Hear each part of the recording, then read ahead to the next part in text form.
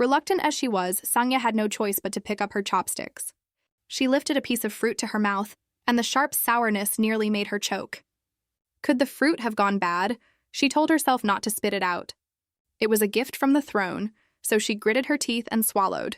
And then, with a sudden splutter, a sour liquid sprayed from her nose and mouth. Sangya panicked, unsure what to do. The Empress across from her froze in shock. Fighting back her discomfort, Sangya stammered, "Your Majesty, I meant no disrespect." The Empress shot to her feet and shouted, "Fetch the physician now!" The little consort, summoned to share the Emperor's bed that very night, had just spat blood-red liquid from her nose and mouth. Sangya suddenly broke into violent coughing. The Empress's gaze darkened at once.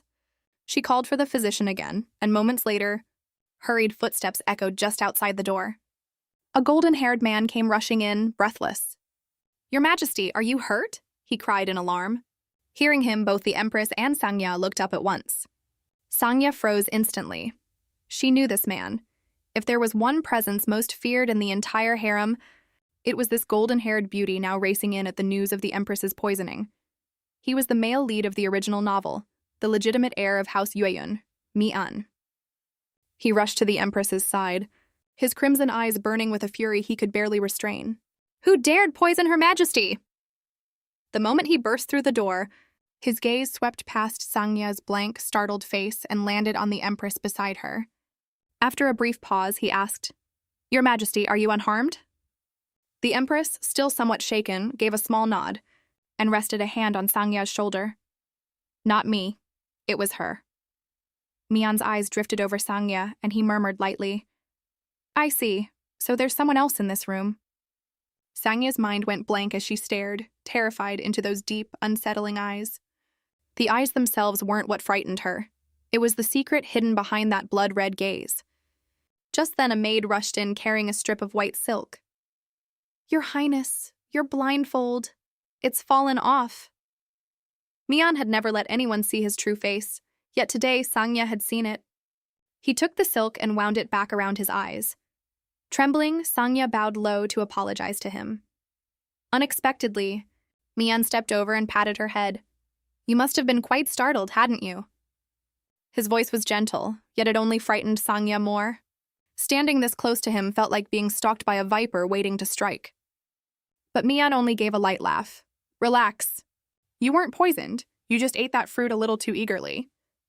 A few hours earlier, an 8-year-old girl had been sent into the palace to become a consort of the emperor. But as ill luck would have it, all her sisters in the harem were male consorts, for the ruler of this land was a woman. Sangya had originally been nothing more than an obscure side character in a period romance novel. The heroine of that novel was this very empress. Threatened with her life by her own father, Sangya had been sent into the palace in place of the family's legitimate daughter. She was meant to struggle for the emperor's affection, only to be murdered in the end by the male consorts banding together. But the night before Sangya was to enter the palace, a girl from the modern world had accidentally been transported into the body of this forgotten side character. Beneath the cold empress stood the backing of 7 great noble houses, clans protected by the breath of the true dragon, and so it was only natural that each had to offer up one of their children to serve the emperor. House Yulan, one of the 7 great houses, could not bear to send their true-born heir into the palace, so they quietly sent Sangya instead, a beautiful but talentless illegitimate daughter, just to fulfill the obligation. At that moment, Sangya, the soul who had woken up inside this doomed side character, simply accepted what had already happened. To escape the tragic fate written for her in the original story, she resolved to live quietly once inside the palace, staying far from the emperor's and the consort's notice, just getting through each day in peace. But things soon began to spiral out of her control. The consorts of the harem started gathering around her one by one. The proud, aloof empress even secretly brought a storybook, insisting Sangya read it to her. The next day, Sangya dressed in her finest robes and entered the palace hall. She knelt before the throne, waiting for the emperor to arrive for a full 2 hours. Until, all at once, the hall fell utterly silent. On the high dais, a black-haired woman walked in slowly, and the ministers bowed as one. Her gaze was deep, her bearing dignified. Sangya knew at once this was the empress, and also the true heroine of this novel. The woman on the throne cast a glance down at Sangya. Then she suddenly stood and gave a command. Raise your head. Sangya quietly lifted her gaze, and the instant their eyes met, the Empress's expression shifted strangely. Ignoring the male consorts trying to hold her back, she abruptly stepped down from the dais and strode toward Sangya. Such unusual behavior sent the whole hall into an uproar. She stopped right in front of Sangya and asked sternly, "How old are you?" Sangya answered respectfully, "8, Your Majesty." The moment the words left her lips, the entire hall fell dead silent. Sangya heard the Empress grind out through clenched teeth. "How could they send a child this young? Return to your seat. I won't hold this against you." Sangya bowed in gratitude and rose unsteadily, but her legs had gone numb from kneeling so long. She staggered, nearly pitching forward onto her face. Seeing her about to fall, the Empress knelt right there before the court and caught her. "Are you all right?" This unthinkable act left the members of the 7 great houses on the dais visibly shaken. They sensed the balance of power was about to shift. The harem would soon be thrown into turmoil because of this one girl's arrival. An 8-year-old girl had entered the palace as a consort, and already the emperor was showing her extraordinary concern. But Sangya understood well. To escape the fate written in the original story, she needed to make herself as invisible as possible. The emperor's favor would only breed jealousy among the other consorts. A day passed, and Sangya woke up in her bed. After a night of aching all over, she looked at the maid her father had sent along with her, only to find the girl had claimed her bed entirely and was snoring away. Sangya stepped up beside the bed and called out, "You're sleeping in my bed. Where exactly am I supposed to sleep?" The maid, utterly indifferent to her mistress's rank, seemed used to treating her with contempt and simply snored back, "Sleep wherever you like." But Sangya wasn't angry. She walked to the window and pushed it open. Since yesterday, she had officially become a consort of the emperor, yet she was still treated like an insignificant servant. Sangya had once been nothing but an illegitimate child with no spiritual power at all. Only because it was once again time for the 7 great houses to offer up their children as consorts. Had her father come looking for her, turning her into a tool to stand in for the true-born heir? Thinking back now, yesterday's wedding felt like an absurd dream. That she had drawn the emperor's attention under such circumstances was, for a girl who only wanted to live a quiet life, a very bad sign. The emperor's favoritism would bring nothing but jealousy from the other consorts, even threatening her life. To avoid such a fate, Sangya decided to keep as low a profile as possible. She would avoid troubling anyone, never vie for favor before the emperor, and let the people of the palace slowly forget she even existed, quietly living out her days in the palace. At that moment, the maid behind her finally stirred awake. Hearing the noise, Sangya slowly turned around and asked calmly, "How does it feel sleeping in a consort's bed?" The maid, still half asleep, hugged the blanket and replied cheerfully, "Very soft, very comfortable." Sangya felt a little helpless. A girl like this wouldn't last 3 minutes in a proper harem drama. But she didn't want to make a fuss, so she simply turned and said, "Get up and help me dress." The maid sighed, grumbling about what a bother Sangya was, but still dutifully helped her change, since after all, the girl had been sent by House Yulan. Appearances still had to be kept up. Sangya looked over this unruly servant of hers, recalling that in the original story, once Sangya won the emperor's favor and was made a noble consort, she was dragged off and beheaded almost immediately. But right now, the maid's repeated insolence was starting to wear on Sangya's patience. She wanted nothing troublesome left lingering in her own chambers. She ordered coldly, "Get out." The maid froze in surprise. This Sangya seemed like an entirely different person from before. But Sangya pressed on. "Get out of this room. Get out of this palace altogether." The maid couldn't believe her ears and snapped back angrily. "I was sent here by the head of the family. You have no right to throw me out." Sangya gave a cold little laugh. "So you're saying you're a spy House Yulan planted here to watch over the palace consorts?" At that, the maid was struck speechless. Sangya continued, "You just openly declared inside the palace that your true master isn't the emperor. Do you have any idea how grave a crime that is?" Having said her piece, Sangya said nothing more, leaving the maid standing there in a daze, panicking. But right then, a servant outside announced that Consort Thu had come to call. Before Sangya could even ask who that was, the visitor had already shoved the door open and walked in. A man draped in red silk strolled in unhurried. His face carried a hint of arrogance. I am Zhao Yin. You must be the new consort, aren't you? An 8-year-old girl, barely married into the palace, already had a consort of the emperor showing up to make trouble for her. Watching Zhao Yin stride arrogantly into her chamber, Sangya found she had no memory of this man at all. She recalled that in the original story, the mastermind behind Sangya's murder was a man named Jialan, a redhead of noble blood from one of the 7 great houses.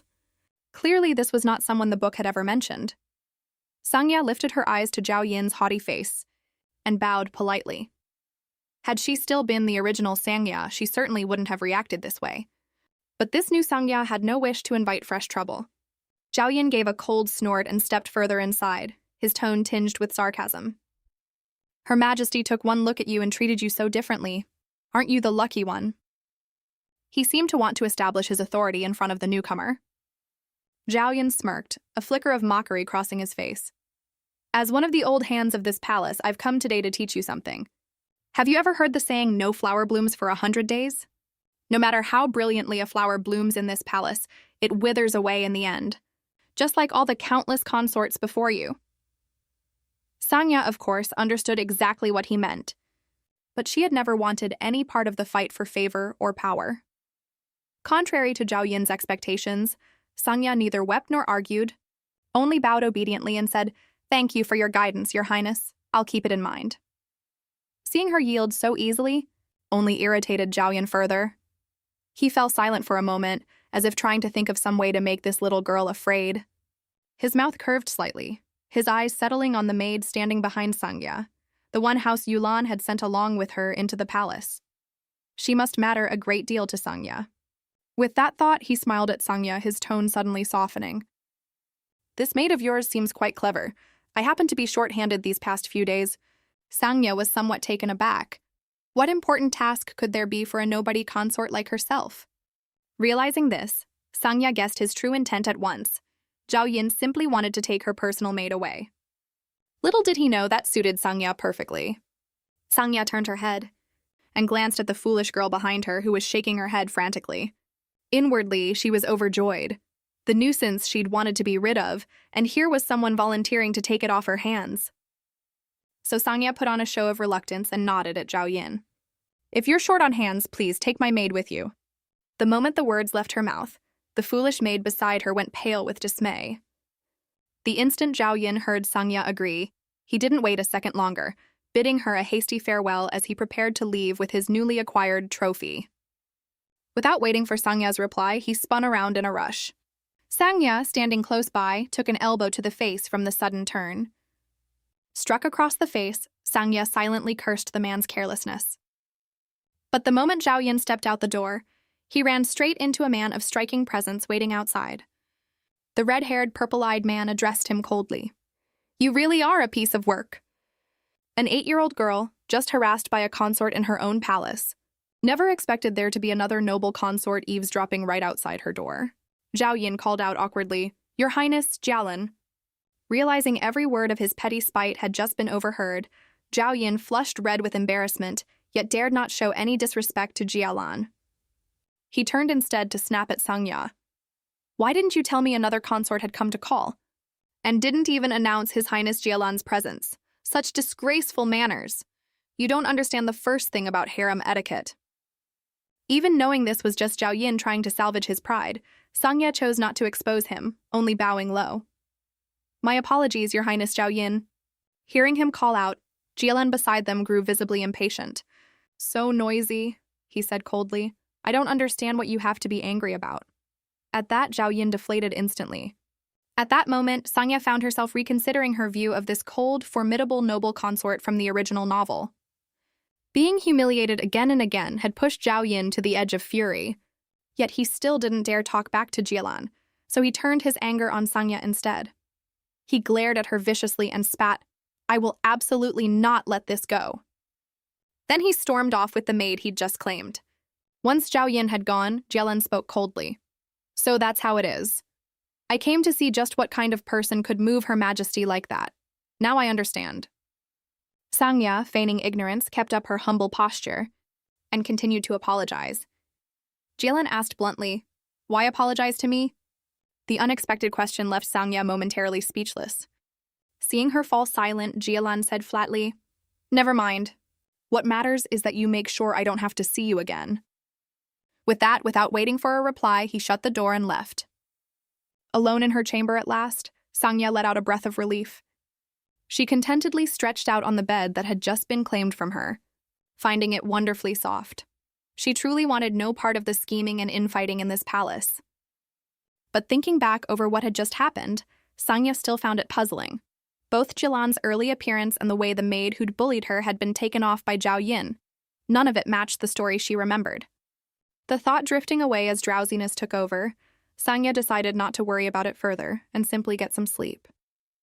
But just as she was about to drift off, a maid's voice came from outside the door. "Milady, we've come to make up your bed."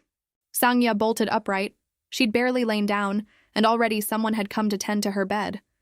A chill of suspicion ran through her. Was she being watched? Even so, she could only answer softly, "Fine.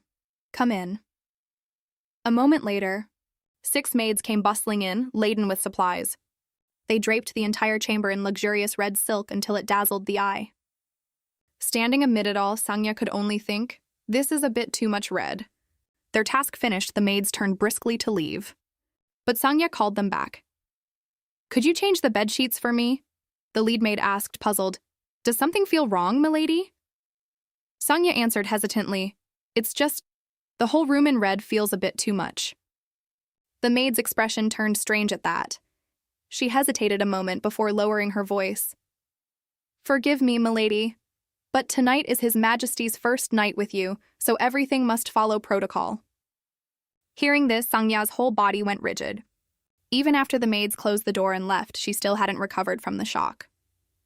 That empress intended to spend the night with an 8-year-old consort? The little 8-year-old consort had just been informed she was to spend the night with the emperor. Recalling her first meeting with the empress the day before, Sangya found the whole thing utterly absurd. It took her a while to shake off the shock and calm down. She remembered that in the original story, the empress had adored Sangya since childhood, though not in that way, so surely tonight the empress wouldn't lay a hand on her. Everything happening so suddenly gave Sangya a headache. She stumbled toward the bed, and expecting a sleepless night ahead, decided to get some rest first to conserve her strength. Meanwhile, elsewhere in the palace, the empress sat silently on her high throne, lost in thought. She needed to seriously reflect on herself. Yesterday, the mere sight of that child had made her lose her composure in front of the entire court. No matter how small the child was, she still belonged to House Yulan, and perhaps had been deliberately placed there as a spy, meant to lower the emperor's guard. For this reason, Empress Yalun had carefully arranged for Sangya to be housed in a chamber surrounded by her own watchful eyes. Yet even so, Yalun felt a nagging unease. Ever since laying eyes on that child, she'd had the sense that the girl must have lived through great misfortune. Just then, one of the spies stationed in Sangya's palace came to report. "Milady Sangya's quarters have been properly arranged." The emperor nodded and asked flatly, "Did you notice anything unusual?" The maid hesitated before answering. "What's strange is, though she comes from House Yulan, Milady Sangya is a child covered in bruises." Hearing this, the empress's brow furrowed. She rose abruptly and said sternly, "Have my carriage brought to Sangya's chamber." Not long after, the empress arrived before Sangya. Seated uneasily at the table, Sangya watched the empress pour her own wine and drain the cup in one go. Sangya tried to pour a cup for her in return, but the empress raised a hand to stop her. This only left Sangya more at a loss. She could only sit in silence, gazing at the fine, exotic fruit arranged on the table, saying nothing for a long while. Then she heard the empress ask softly, "Won't you eat?" Sangya quietly looked up at her. Her expression at that moment was warm and kind. Having learned of the scars on Sangya's body, the empress had formed a cold, calculating plan. If the girl truly was a tool raised by House Yulan, then she could turn the tables, show Sangya kindness instead, and in doing so, turn the child into her own eyes and ears to watch over House Yulan. Before Sangya could say anything, the empress sighed softly. "I don't mean to make things difficult for you." Then she reached over and set a piece of pastry onto Sangya's plate. "Eat up." The empress kept adding food to her plate, and before long, it had piled into a small mountain, Facing this impossible task, Sangya thought bitterly. Was this some kind of punishment the emperor had devised for her? The empress lowered her eyes at Sangya, who nodded shyly. Yes, your majesty. Mian added, that fruit probably isn't suited to children. They tend to prefer something sweeter. Sangya stole a glance at the two of them talking. There was no denying it. Mian was an extraordinarily handsome man, his skin flawless, his features exquisite. But Sangya knew perfectly well he wasn't human. Since ancient times, the true dragon had granted House Yuan a powerful gift of healing, yet their bloodline carried the blood of the demon race, a secret known only to the emperor and the members of that house. That was why, on ordinary days, Mian always kept his unusual eyes hidden. But now those eyes had been seen by Sangya, which only deepened her worry for her own safety.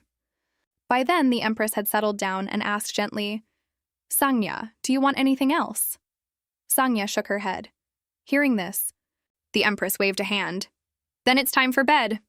At the command, the servants cleared away the leftover food. Whether it was because of her body or simply because she was still only 8, Sangya was already exhausted, feeling as though she might fall asleep standing up. Seeing her eyes close and her breathing even out, Mian beside her was caught off guard. In an instant, he scooped Sangya up into his arms. Feeling herself lifted off the ground, Sangya snapped her eyes open. Mian was looking down at her, the 8-year-old consort, swept up by the very rival from the original story, who then dropped her onto the bed with a soft thud. Before she could react, Mian leaned in with a teasing smile. Sangya must be quite sleepy, Seeing the empress and Mian approach the bed together, the two of them knelt in unison before her, reaching to remove her shoes. The empress gently held Sangya's right foot, while her left foot rested in Mian's hand. Sangya was bewildered. The empress was one thing, but why was even Mian being so gentle with her? Could the two of them share some strange preference? Watching her shoes come off, Sangya felt only alarm inside. She murmured weakly, Thank you both, but there's no need to trouble yourselves next time. The moment Sangya said this, the two of them exchanged a glance, a flicker of disappointment passing between them. By custom, tonight was the empress's first night with Sangya. Mian didn't linger any longer. He strode out of the chamber and stood alone in the corridor, lost in thought. Recalling what had just happened, he still felt a touch of embarrassment.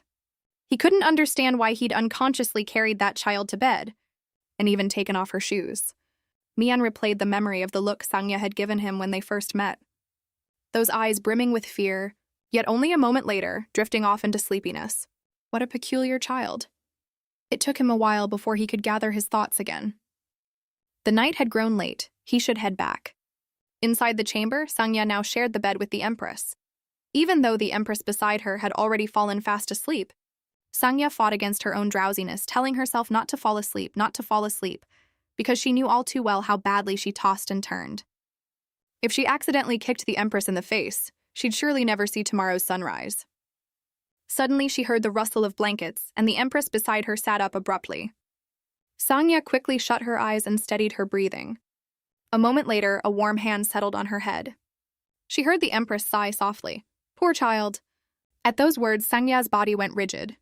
Sangya's tragic fate from the original story surfaced again in her mind. She knew this was born of the empress's pity, but she had no need for that kind of feeling now. She told herself, whatever you do, don't let this small warmth move you. No need for pity, because this time around she refused to repeat that same tragedy. The 8-year-old little consort had just shared a bed with the empress for one night, and when she woke, the empress was already gone. Sangya slowly sat up and got out of bed and heard a maid's voice behind her. Milady Sangya, we've come to help you wash up. Seeing Sangya still half asleep, the maid Xiaofan brought over a porcelain bowl. Milady, here's some freshly pressed juice. Would you like some? It'll wake you right up. Sangya eyed the bowl with suspicion, and the moment she recognized that familiar color, she snapped fully awake. This juice must have been pressed from that same sour fruit from yesterday. The memory of that dreadful taste filled her with dread. But seeing Xiaofan's hopeful expression, she found it hard to refuse. Sangya stared at the bowl for a long moment before asking, a little embarrassed, "Could you add a bit of honey to it?" The moment those awkward words left her mouth, Sangya nearly cringed at herself. But Xiaofan didn't find it the least bit put on. She only felt her heart melt, eager to satisfy every wish Sangya had. Xiaofan dashed off in a hurry, calling back, "Wait a moment, milady, I'll be right back." Not long after, Xiaofan returned with two other maids, carrying the honey-sweetened juice, watching Sangya with anticipation as she drank it. But the moment Sangya took a sip, she froze. This time she'd been overwhelmed by pure sweetness instead.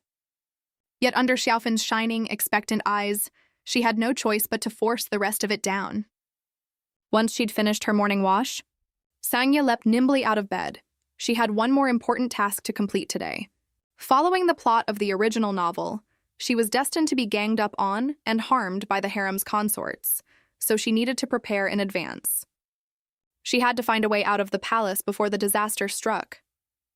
Though the tragic ending was still a long way off, she couldn't afford to put off planning any longer. Because yesterday, the secret of Mian's eyes had been caught by pure accident. A man like that would never let an outsider who'd seen it live to tell the tale. With that in mind, Sangya told the maids, "I'd like to take a walk alone." The maids looked a little startled. Xiaolu spoke up gently, "Milady, you carry the noble blood of House Yulan. You needn't ask our permission. Feel free to go wherever you please." As they continued dressing and grooming her, this answer caught Sangya off guard. She understood Xiaolu's meaning. Every consort sent into the palace by the 7 great houses possessed formidable power. But they had no idea Sangya was the exception.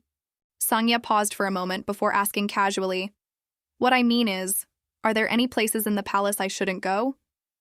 Only then did the maid's expressions relax. Xiaofan answered in full. "Aside from His Majesty's private chamber, the forbidden grounds, and the sacred temple, you're free to go anywhere in the palace." Hearing this, Sangya nodded.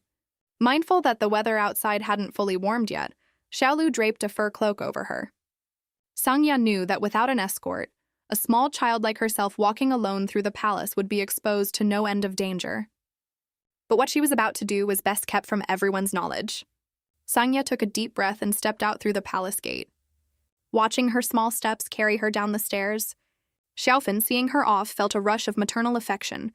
Every little thing the girl did was endearing. The little consort had barely stepped outside when she ran straight into grave danger. Half a day earlier, Sangya had left the maids behind and made her way alone to the palace's rear gardens.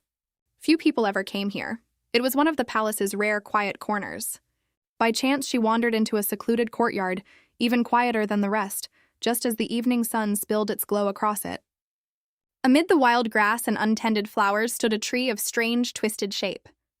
That spot was just the right size to fit Sangya's small frame.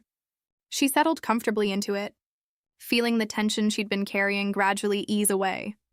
A breeze brushed against her cheeks, and above her stretched a deep blue sky. Though she hadn't found a secret escape route, this place could still become her own hideaway from now on. She wasn't sure how long she'd been lying there when the air grew colder, and the chill finally roused her. Suddenly, in the quiet, she heard the sound of unhurried footsteps. Sangya bolted upright. Someone was coming. Who could it be? She held her breath. The footsteps drew closer and closer. Realizing she was about to be discovered, Sangya knew she had to flee at once. But the moment she leapt down from the tree, her feet slipped and she fell hard to the ground. Frightened, she turned to look behind her, telling herself to stay calm. Maybe whoever it was wouldn't hurt her. But when she peeked up, she saw red hair, blue eyes, and a painfully familiar face. It was Jialan, the very man who, in the original story, had been the one to kill her. Sangya wanted to keep running, but her body had frozen stiff with fear. Jialan drew closer and closer, his expression cold. Slowly he raised his left hand, and flames sprang forth at his call. With a roar, fire erupted, engulfing the space around them both, surrounding the two of them completely. Sangya trembled all over, tears streaming uncontrollably. Watching Jialan close in, his lips pressed together as though he wanted to say something, Sangya could only beg helplessly, "Please, please don't kill me." The little consort, terrified to tears by a man radiating such menace, was met, in the next instant, by that same man crouching down beside her in panic. "Wait, it's you? Are you hurt?" Sangya hadn't expected Jialan to ask such a thing. She almost wondered if this was some hallucination born of her own terror. Seeing her stunned expression, Jialan stepped back and sat down on the ground, replying somewhat awkwardly, "I won't kill you. Why would I kill you?" Sangya grew even more confused, staring at him with wide, frightened eyes. Jialan tossed aside every weapon he'd been carrying. Then he raised both hands and lowered his voice. See? I'm no threat to you now. Please stop looking at me like that. Sangya still hadn't shaken off her earlier panic. Seeing this, Jialan rubbed the back of his head, looking somewhat embarrassed. He asked again, softening his tone, Are you really that afraid of me? Sangya grew even more flustered. She worried her own words might upset Jialan further. She bowed her head obediently and apologized politely. I'm sorry, I've offended you. Jialan shook his head at that. That's not what I meant. Please stop apologizing to me. He rubbed his neck, looking uneasy. Truthfully, it should be me apologizing to you. The other day, because I interfered, Zhao Yin forcefully took your maid away. Now I've gone and gotten her back for you. Sangya startled at that. The tactless girl was coming back after all. Reluctant as she felt, she still murmured her thanks to Jialan. After a pause, Jialan hesitated before asking, You're not angry at me, are you? Sangya managed a strained smile. I have no reason to be angry. Jialan frowned, as though he wanted to say more. Suddenly, from behind them, a voice called out anxiously, Milady, where are you? Sangya started. That was Xiaolu's voice. She quickly raised her voice in reply. Over here! A moment later, Xiaolu pushed through the bushes, appearing before them and staring at Sangya, now covered head to toe in mud. Her face fell instantly. She reached out to touch the soiled cloak, her voice thick with distress. Are you hurt? Milady, did something happen to you? Sangya could sense the genuine sorrow in her eyes. Just as she was wondering whether Xiaolu might be upset over her carefully prepared cloak getting ruined, Xiaolu suddenly pulled her into a tight embrace. Thank goodness, you're safe. The man reached out as if to help the little consort up, but the little consort mistook the gesture for a request to pick something up.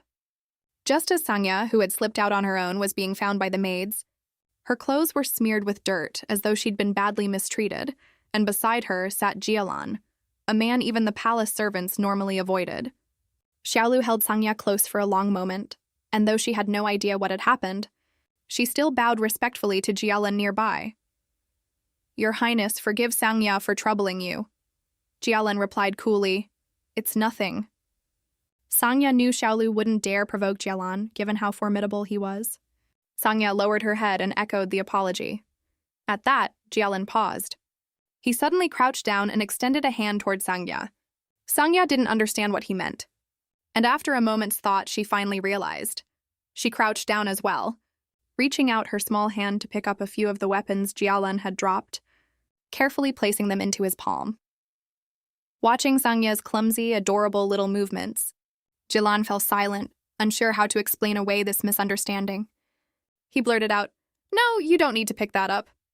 This only startled Sangya again. She looked up at Jialan in confusion, and by now he seemed even more flustered than she was.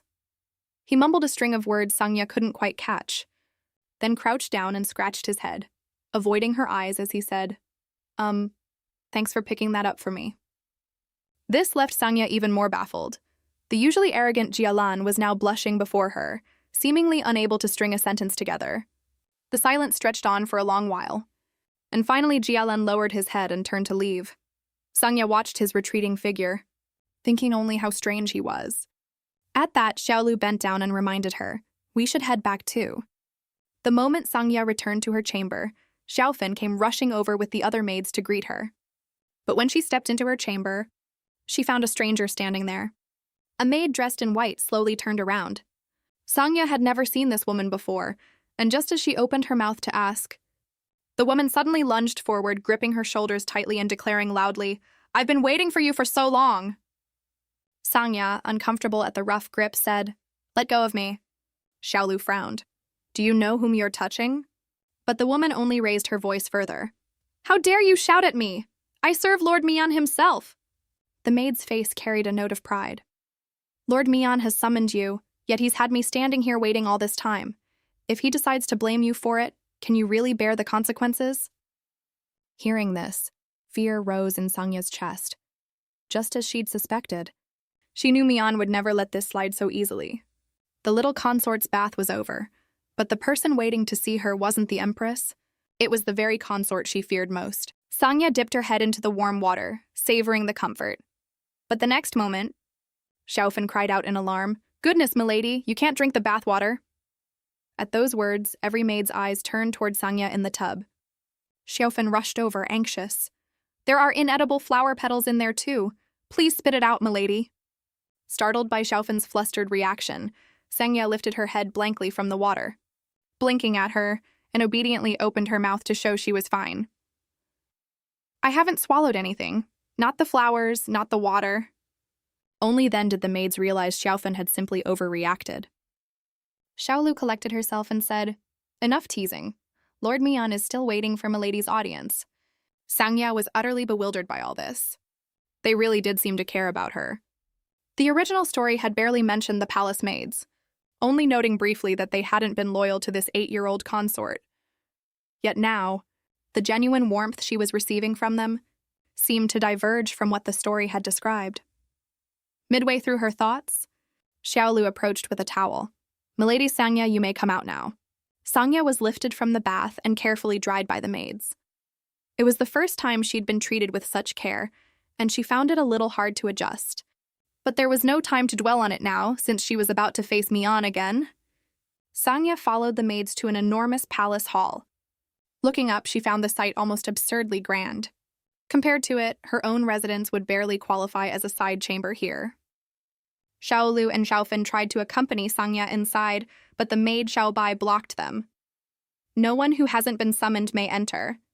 Letting milady go in alone left Xiaofan deeply uneasy. She protested angrily. Can we really let Sangya go in there all by herself? Xiaolu sighed. We have no right to stop this. The moment Mian's name was invoked, they had no choice but to yield. So Sangya was left to enter the hall alone, making her way toward Mian's chamber. Xiaobai pulled Sangya forward without the slightest courtesy. Hurry up, don't keep His Highness waiting. Watching this scene, Xiaofan behind them grew even more worried. She asked furiously, Can we really let Sangya go in there like that? Xiaolu sighed softly. We have no right to stop it. And so Sangya was dragged along, pulled into the hall and toward Mian's private chamber. At that moment, Mian was sitting before his bed, discussing matters with a personal attendant. Hearing the announcement, Mian slowly turned his head. Sangya hurried to lift her head and prepare to pay her respects. But before she could, the maid beside her announced loudly, Your Highness, I've brought Sangya to you. Her voice carried a note of self-satisfaction. Mian glanced at her, then walked over in silence, before suddenly reaching out and yanking Xiaobai's hair. She let out a cry of pain, staring at Mian in confused terror. His voice turned cold with fury. I told you to take good care of Sangya. But look at you, dragging her in here like a dog? All because of her disrespect toward the little consort. The arrogant, insolent maid was instantly sentenced to death. Mian's presence had turned dangerously terrifying. Sangya could feel just how furious he truly was. Mian, usually so gentle and refined, rarely showed such an expression. But Sangya couldn't understand what exactly this maid had done to offend him so. Even as his personal attendant urged him to let go, Mian still hadn't released his grip on her hair. Had the silk covering his eyes been removed, one would have seen his eyes blazing with rage. After a moment, Mian finally let go, and the maid crumpled to the floor with a cry. Xiaohui calmly handed him a handkerchief to wipe his hand. Then Mian said coldly, Take her away, you know what to do. A scene not fit for a child's eyes. With that, he turned back to Sangya, his terrifying expression instantly replaced by a harmless smile as he apologized. My people are so ill-mannered. I truly am sorry. Sangya shook her head. No, it's I who should apologize for arriving late. Mian laughed and continued, No need for that. I invited you here today because I've had tea and refreshments prepared in the pavilion. I wanted to have a good long talk with you. Shall we go together? He extended a hand toward Sangya in invitation. Sangya forced a smile, though unease churned inside her. If only this tea gathering could end quickly. Even a tiger's den, she dared not refuse Mian, so she agreed with a smile. Thank you for the invitation, I'd be delighted. By now dusk was falling, the setting sun spilling over the garden, painting the scene in brilliant color. Sangya followed Mian to the pavilion and sat down. Looking down at the table, she found it laden with delicate, adorable little pastries, and couldn't help but stare, entranced. Seeing her so absorbed, gazing at the treats in a daze, Mian couldn't help but laugh, covering his mouth.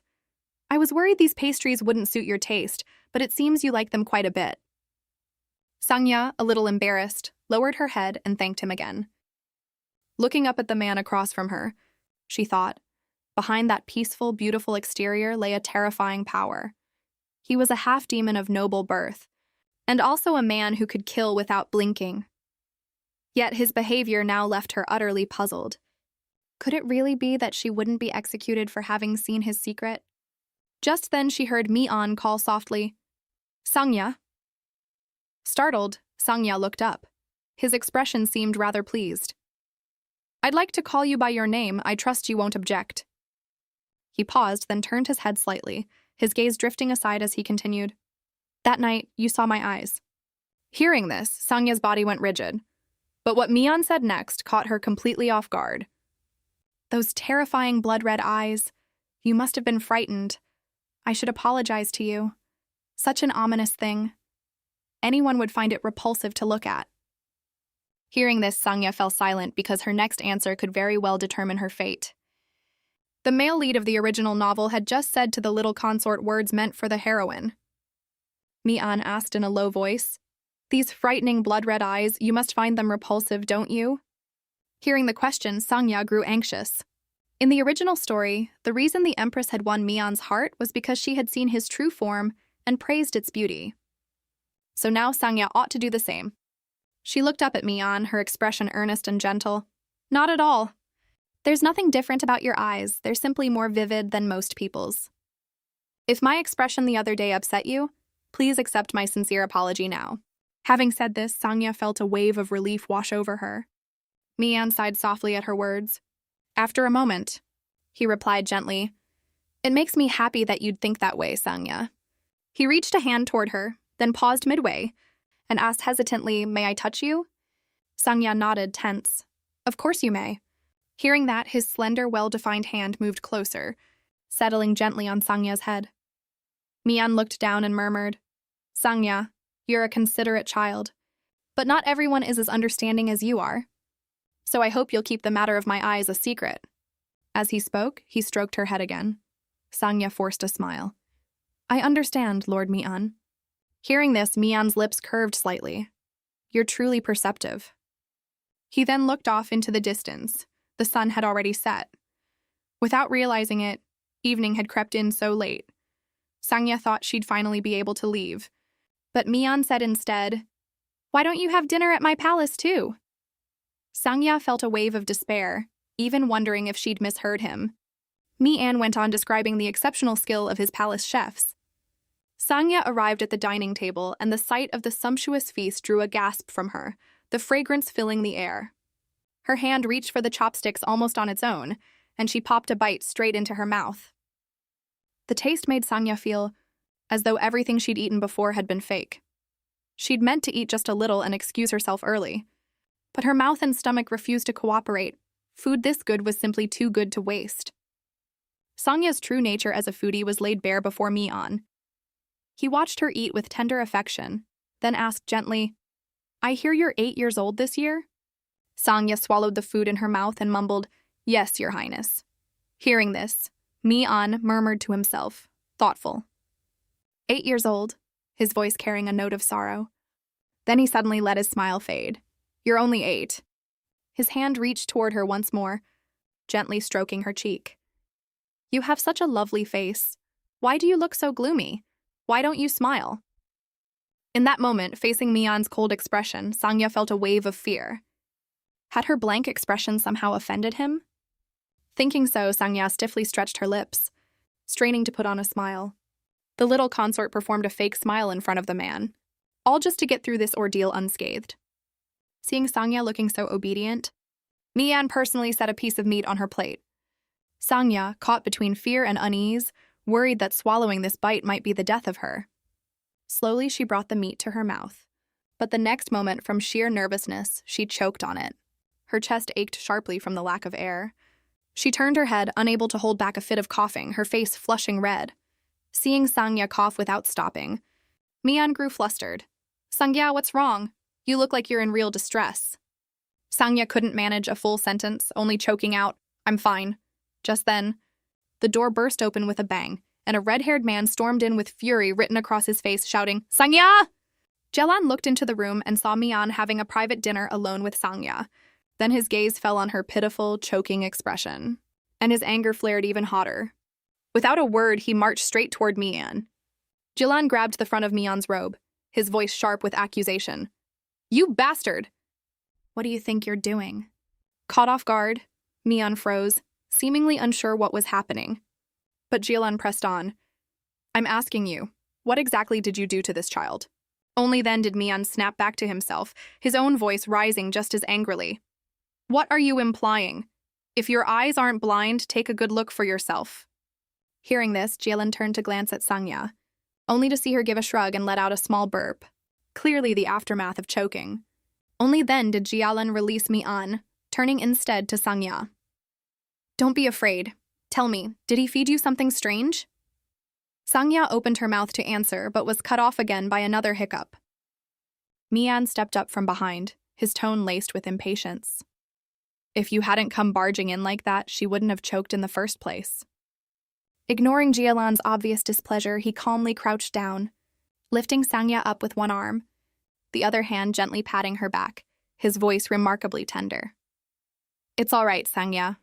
You must have been startled just now." But held in his arms, Sangya looked utterly bewildered. Watching the little consort cradled in Mian's embrace, Jialan erupted with fury. "What are you doing? How dare you hold her like that?" Mian ignored his outburst, continuing to pat Sangya's back. Jialan, boiling with rage, snapped, "Put her down this instant. Can't you see how frightened she is?"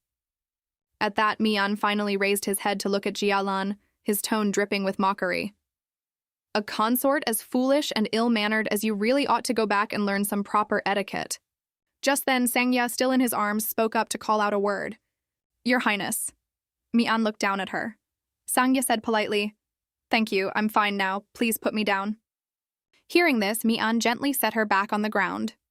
The instant her feet touched the floor, Sangya bowed obediently. "This was a wonderful dinner, thank you for your hospitality. I should take my leave now." Mian didn't press her to stay, simply saying, "All right, I hope to see you again soon." The moment she was given leave, Sangya spun on her heel and bolted out at top speed, leaving Jialan standing there, caught utterly off guard. Sangya had barely stepped outside and let out a sigh of relief when Jialan's voice rang out behind her. "Hey, wait a moment!" Sangya turned back, puzzled, and asked if there was anything else. Jialan knelt halfway down and asked once more, "Are you really all right? I heard from the servants that Mian's people dragged you roughly into his palace. Don't be scared. Tell me, did he do anything strange to you?" Though Sangya didn't understand why he was so concerned, she still replied with a smile.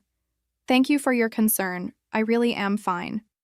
I should return to my chamber now. Farewell." Jialan stood watching Sangya walk away alone. Suddenly, he felt a strange pang of disappointment. What an obedient, thoughtful child she was. When he'd learned from his aide that Sangya was already 8 years old, Jialan had been genuinely stunned. The child, who looked no older than his own 5-year-old sister, was already 8. Compared to noble children her age, Sangya was frail and small, which meant she must have endured some harsh treatment. Every time Jialan recalled that day, Sangya falling before him, trembling as she begged him not to kill her, his conscience twinged. This was his fault. Lately, Lord Mian had been acting strangely too. That child sent by House Yulan Sangya had seen the secret of his eyes. Yet he had calmly told her that all she needed to do was keep it quiet. That was so unlike Mian's usual manner. Not only that, he'd even personally served her food, worried over her discomfort, even picked her up to comfort her. Yet despite all that, Sangya still seemed so wary and on edge whenever she was around him. And that child, no matter what, was always so obedient, far too mature for someone her age. Thinking of this, Mian suddenly felt a wave of dejection. Why did Sangya always keep him at arm's length? Just then, a maid outside came to report. Mian gestured for her to enter, pulling his thoughts back. "How did the investigation I asked for turn out?" Xiaohui answered respectfully. "Your Highness, that child could very well be a spy. She appears docile and compliant, but this could easily be a trap. I quietly looked into her background and found something unexpected. There's no record of her name anywhere in House Yulan's family register. What's more, the servants of House Yulan grow visibly annoyed whenever her name is mentioned. And even her living quarters were barely better than a servant's. So I urge your Highness to remain on guard against her." Hearing this, Mian's brow creased and he shook his head, seemingly helpless. Sangya is an abandoned child. No wonder House Yulan was willing to send their youngest daughter into the palace. As he spoke, a cold glint flashed across his crimson eyes. That man, Yulan Jiyun. If that were true, Mian suddenly understood why Sangya carried such maturity beyond her years, and what kind of life she must have lived. By now, night had fallen deep, and the temperature had suddenly dropped. Sangya, hurrying back to her chamber, hadn't yet made it home, when she began shivering along the way. The frozen little consort staggered back to her palace, chilled to the bone, her small hand knocking on the door. With a bang, Xiaofan burst out from inside in a rush. "Milady Sangya, are you all right?" Seeing this, the maids behind her rushed over too. "Let's not stand out here. Please come inside first, milady." Xiaofan and Xiaolu both reached out a hand. "Milady, please come in quickly." Sangya looked up at their warm expressions, feeling the sincerity of their kindness. She reached out her small hand to take theirs, but the moment Xiaolu felt her ice-cold fingertips, she crouched down at once, distressed. "Your hands are freezing." She cupped Sangya's hand in her own to warm it, and after a while, led her inside the chamber along with the other maids. She thought to herself that tonight, at last, she could get a good night's sleep. But things rarely go as planned. Deep in the night, Sangya suddenly began trembling all over, an icy chill washing over her. Her throat too sore to speak, her face flushed. Her body had always been frail, and after both the fright and the cold from earlier that day, she struggled to sit up, wanting to get some water, but her legs gave out beneath her and she tumbled off the bed. Sangya didn't want to go call for the maids, knowing it would surely stir up a commotion, and she didn't want any more attention drawn to herself. Sangya decided to lie back down and wait for the fever to pass on its own. She had to get through the night alone. Sangya struggled back onto the bed, and in her misery, thoughts of her mother surfaced. She remembered falling ill just like this as a child, and under her mother's care, she would recover after just one night. But things were different now. She had to get through this on her own. She could only tell herself to stop thinking and just sleep. Sleep would make the discomfort go away. Drifting in and out of a haze, she heard the voices of Xiaofan and Xiaolu. They seemed to have realized she was ill. Snatches of conversation drifted past her ears. Milady Sangya's symptoms looked like a food allergy, but today, she'd spent the whole day eating at Lord Mian's palace. A ringing filled her ears, her head pounding fiercely, her body growing more miserable by the moment. She wasn't sure how much time had passed, when through the haze of pain she sensed someone approaching. A cold hand pressed against her forehead. The Empress had come. She murmured softly, "I'm sorry." Just then, Sangya's eyes fluttered half open. "Who's there?" In her delirium, she instinctively pushed the hand away. "Go away! Get away from me!" The words tumbled out before she could think them through. If the Empress lingered here, it would only stir up jealousy and cruelty from the other consorts toward her. But the Empress didn't grow angry. A flicker of guilt crossed her face as she pulled Sangya into a tight embrace. "It's all right, no one can hurt you." Hearing that, Sangya felt her heart ease, comforted. The little consort's single illness had been enough to alarm even the Empress herself. After a night of fever, comforted by the Empress's presence, Sangya woke on the third day feeling refreshed and clear-headed. Her headache was gone and her whole body felt lighter, still somewhat dazed, when she heard a voice call out, "Milady, you're finally awake." Sangya asked blankly whether the Empress had come the day before. Xiaolu nodded. "Her Majesty came to your chamber last night, but left before dawn." Hearing this, Sangya let out a quiet breath of relief. Good, she was gone already. Xiaolu reached out and touched Sangya's forehead. "Thank goodness your fever has finally broken." Sangya looked up at Xiaolu and gave a small hum in response to her tenderness. Only then did Xiaolu realize what she'd done and quickly withdraw her hand. "Forgive me, milady, I overstepped." Sangya said softly, "It's fine, don't worry about it." Xiaolu helped Sangya, who had just risen, get dressed and groomed. After the ordeal of the day before, Sangya was now bundled up so thoroughly she looked like a round little quail. Not only that, Xiaolu also insisted on keeping her indoors. "The weather is very cold today. Sangya milady, it's best you don't go outside." Xiaofan chimed in as well. "That's right, you haven't fully recovered yet." All while, just days before, they'd told her she could go anywhere she pleased. Sangya was about to speak up when her nose suddenly itched. "Hatshi!" A loud sneeze burst out. Seeing this, Xiaolu and Xiaofen's vigilance shot up even further.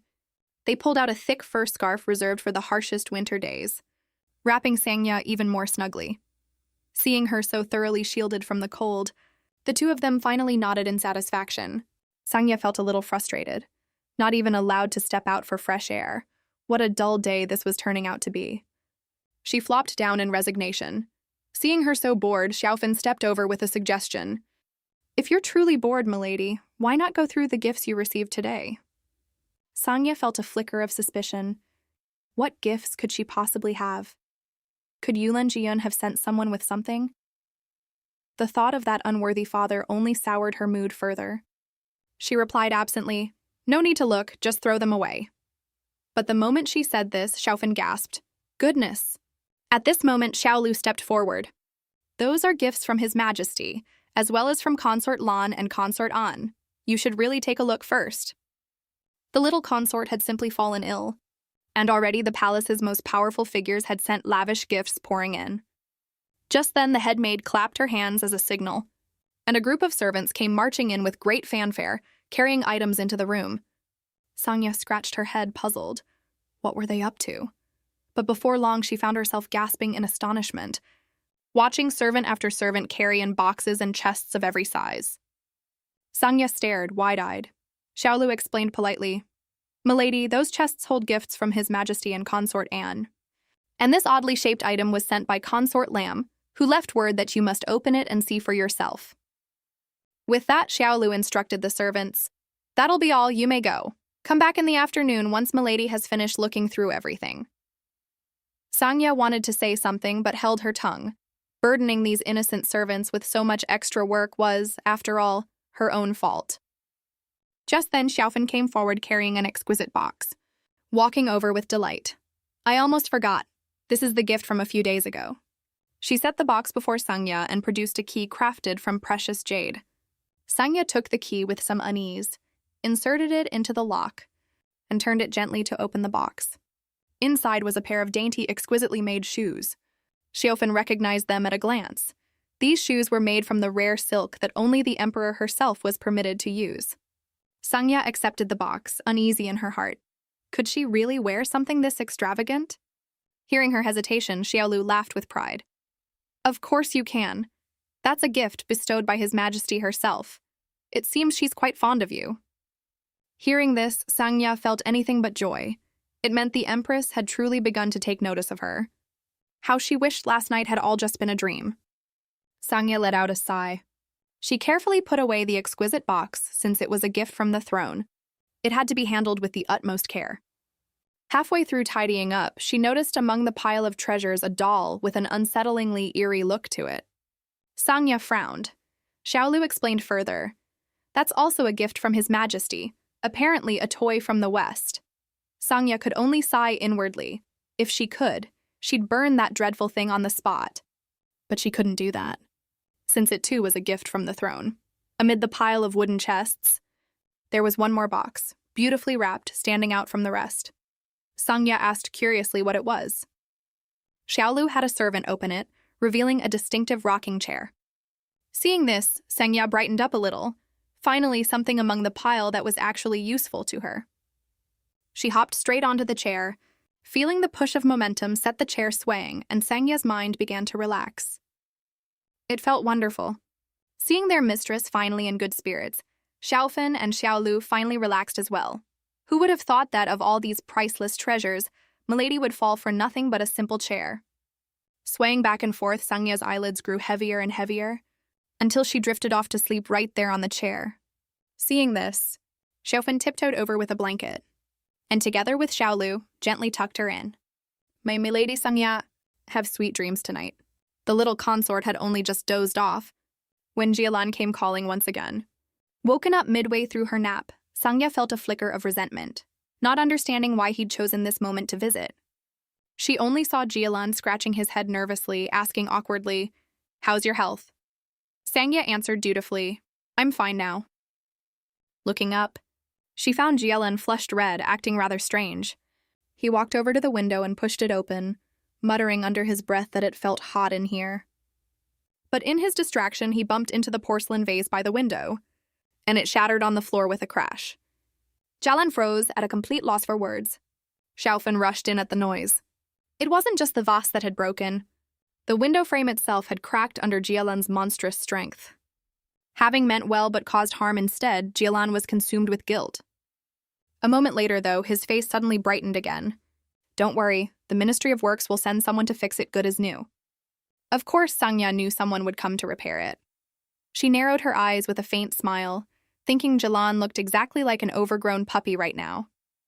Jialan gathered his thoughts and asked, "By the way, those gifts I sent earlier, all those clever toys and different jewels, have you had a chance to play with them?" Sangya paused for a moment before offering an apology. "I haven't had the chance yet." To her surprise, hearing her apologize only flustered Jialan more. "It's fine, you really don't need to apologize to me at all." Jialan fell into thought, as though sensing some kind of distance between himself and Sangya.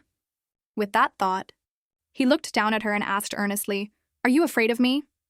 Sangya blurted out a single word in reply, "Yes." Hearing that, Jialan's worries seemed to melt away instantly. "Then tell me what frightens you or troubles you, and I'll clear it all away for you." Sangya couldn't help asking again, "Really?" Jialan nodded firmly, "Of course." With Jialan's confirmation, Sangya's face lit up with delight. She pointed a finger toward the door and said with a smile, "Then please, go outside." The moment the words left her lips, Jialan's face fell in disappointment. He trudged out dejectedly, but the moment he stepped outside, he ran straight into the Empress, who had come to visit Sangya. Noticing Jialan's odd expression, the Empress asked, "Jialan, what happened?" Jialan pointed toward Sangya, his voice thick with grievance. "That child kicked me out." The Empress, coming to visit Sangya, instead ran into her sulking consort, tattling on the girl. "Your Majesty, that child kicked me out." Hearing this, the Empress's expression turned curious. She glanced at Sangya, then pointed to herself with a frown. "Should I leave too, then?" Sangya, of course, wanted both of them gone from the room as quickly as possible. But she couldn't say so. She could only smile her usual practiced smile and reply sweetly, "I'm delighted to be graced with your Majesty's visit." Hearing this, the Empress's face broke into a satisfied smile at once, while Jialan behind her turned to stone. The Empress pulled up a chair and sat down beside Sangya's bed. She gazed at her intently, the corners of her mouth curling up, as though in a rather good mood. Under such close scrutiny, Sangya felt a little flustered, and broke the silence herself. "Thank you for the gifts you sent, Your Majesty. I love them." Hearing this, the Empress replied gently, "I prepared them in such a rush that they weren't the finest, really. Next time I'll have something better sent to you." Sangya was left speechless. Even a gift that extravagant still wasn't considered good enough. She had to nip this idea in the bud. Sangya hastily objected. "Thank you, Your Majesty, but those gifts already made me feel unworthy of such favor. My chamber, though, truly has no room left for anything more." Hearing this, the Empress paused for a moment. She glanced around the room and murmured, "This place really isn't very big." After a moment's thought, she turned back to Sangya with a determined look. "Don't worry about that. I'll take care of it." Then she reached into her sleeve. "I've brought a small gift for you as well." The Empress pulled out a small red pouch and gestured for Sangya to open it. Sangya carefully reached out and undid it, revealing a few pieces of rare, exquisite pastries inside. Sangya felt a flicker of surprise. Had the Empress brought this specifically because she knew Sangya had a sweet tooth? But such thoughtful, gentle care only made her more uneasy. Why on earth did the Empress care about her this much? Despite her confusion, Sangya kept up her usual smile and thanked her. "Thank you for the gift." The next moment, the Empress suddenly reached out and touched Sangya's cheek. "No need to thank me, it's nothing much." She then reached up to Sangya's forehead. "Good, your fever's gone." Then she looked at Sangya again and asked softly, "Do you often have nightmares?" Sangya froze at that. What did she mean by that? Could it be because of that fevered night she had pushed the Empress away? At that thought, Sangya saw this as an excuse handed to her on a silver platter. She nodded. "Yes, I often do." Unexpectedly, the moment the words left her mouth, she found herself pulled into the Empress's embrace. "If you have a nightmare again, come find me." The little consort dozed off right in the Empress's arms. Seeing Sangya growing drowsy, the Empress's expression softened with affection. If you're sleepy, just sleep. She lifted Sangya up and gently laid her down on the bed. Sleep well. When Sangya woke again, she felt herself being carried in someone's arms and heard Xiaofan and Xiaolu talking nearby. We're here? Hearing this, Sangya opened her eyes, and a grand, magnificent palace hall came into view. Xiaolu announced gently, From today onward, this will be your new chamber, milady. Sangya stared in disbelief. Where is this? Xiaolu explained, This place is called Huacheng Palace, traditionally used as the residence of a noble consort. Sangya was stunned into silence for a long moment. She suddenly recalled the Empress once saying her chamber was too small. So this was what she'd meant. For a consort who had only recently entered the palace, a place this grand felt utterly excessive. Thinking so, Sangya even wondered whether she'd meet her end in the palace's power struggles before long. Within this vast harem, where the great house's influence had taken root everywhere, beyond the two she'd already met, Mian and Jialan, Sangya knew there was still one dangerous supporting character yet to appear, the third male lead, Shuiyuan Banyu, wielder of water spirit power. Watching the servants haul her belongings in with such fanfare, it meant the entire harem would now know of this too. Sangya felt uneasy, sensing that something bad would happen tonight. With that thought, she looked up at Xiaolu, a woman who was not only the Empress's most trusted senior maid, but also possessed combat skills far beyond the ordinary. Xiaolu seemed to notice the look in Sangya's eyes. She crouched down and asked gently, Milady, is there something you'd like to ask?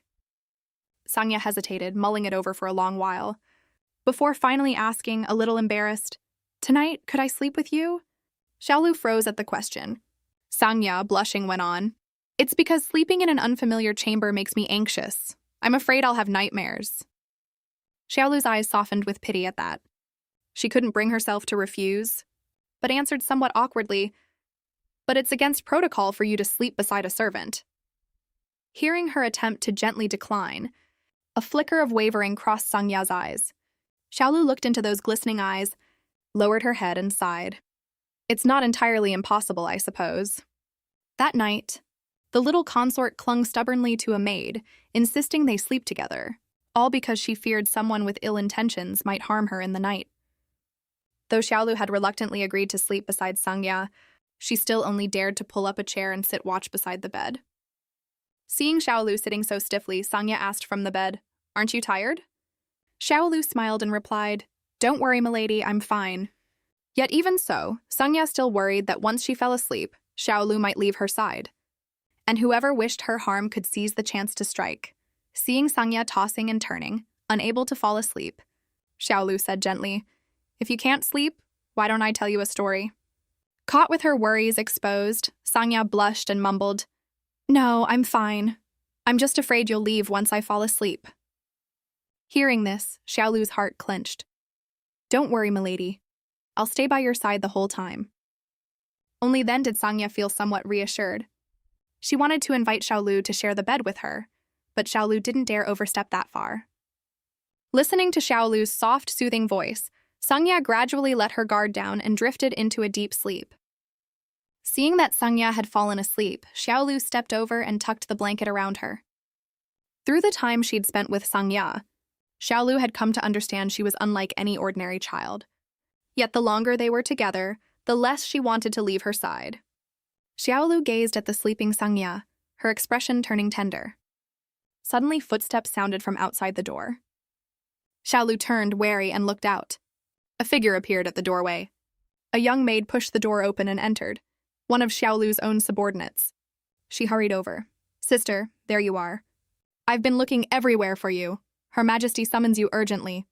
Xiaolu startled at this. Why would the Empress suddenly summon her at this hour? The maid continued her report. It concerns Milady Sangya. Her Majesty says you should go quietly and quickly. I'll keep watch here in your place. Given how urgent it sounded, Xiaolu didn't hesitate any longer, rising in a hurry, only pausing to say, Then I'll leave Milady in your care. Xiaolu stepped out of the chamber and the door closed behind her.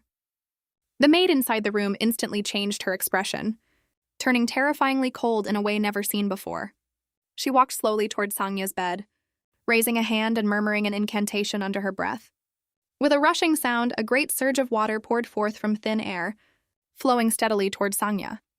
With that deed done, the woman left the room, leaving Sangya inside, who suddenly felt herself suffocating and jolted awake. She bolted upright in terror, her whole body freezing cold. Looking around, she found the entire room already flooded with water. The little consort had opened her eyes only to find herself submerged in water. She screamed for help, but no one could hear her. Watching the water rise faster and faster, it would soon swallow her whole. She held her breath. Clearly, the water had filled the entire room, yet showed no sign of draining out, which meant someone had used their supernatural power. Only one person in the entire palace possessed water-based power. It had to be him, Shuyuan Banyu. Sangya struggled to cover her nose and mouth, but the door was too far away. She decided to swim toward the window and escape that way. Sangya threw all her strength into striking the window, but her body kept growing heavier. She heard a gurgling sound in her throat and knew she was nearing her limit. Suddenly, she spotted a vase floating in the water. Maybe this would work. Sangya gathered every last ounce of strength to lift the vase, and with a crash slammed it against the window. The next instant, the tightly shut window finally gave way, and the water came surging out in a torrent. Sangya broke the surface, gasping for air. But in the very next moment, she was swept straight out through the window by the current, her small body tumbling and rolling off the rooftop below. Seeing herself about to fall from the eaves, Sangya desperately grabbed hold of the edge, managing to stop her fall. But with what little strength remained, she could only hold on for a moment longer, before she could even cry out for help. Her hands could no longer bear the strain. With a whoosh, she plummeted straight down. By the time the maids heard the commotion and rushed over, Sangya lay soaked through, unconscious on the grass. The tightness in her chest, the suffocating feeling still hadn't faded, until she jolted awake in sheer terror. She looked up in fright and saw Mian keeping watch by her bed, with Xiaolu and Xiaofen standing behind him, faces etched with worry. Mian's voice turned cold. To think someone would dare attempt to assassinate you, that such a disgraceful thing could happen within this very palace. His crimson eyes flashed with a savage light. I will find whoever did this. That terrifying air about him sent a chill through Sangya. The next moment, Mian took her hand firmly in his gaze softening as he looked at her.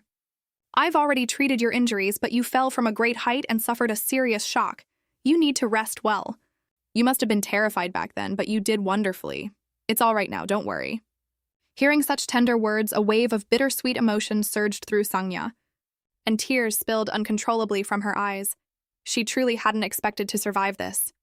After this incident, security around Sangya's chamber was tightened significantly, and the mastermind Shuyuan Banyu was punished as well.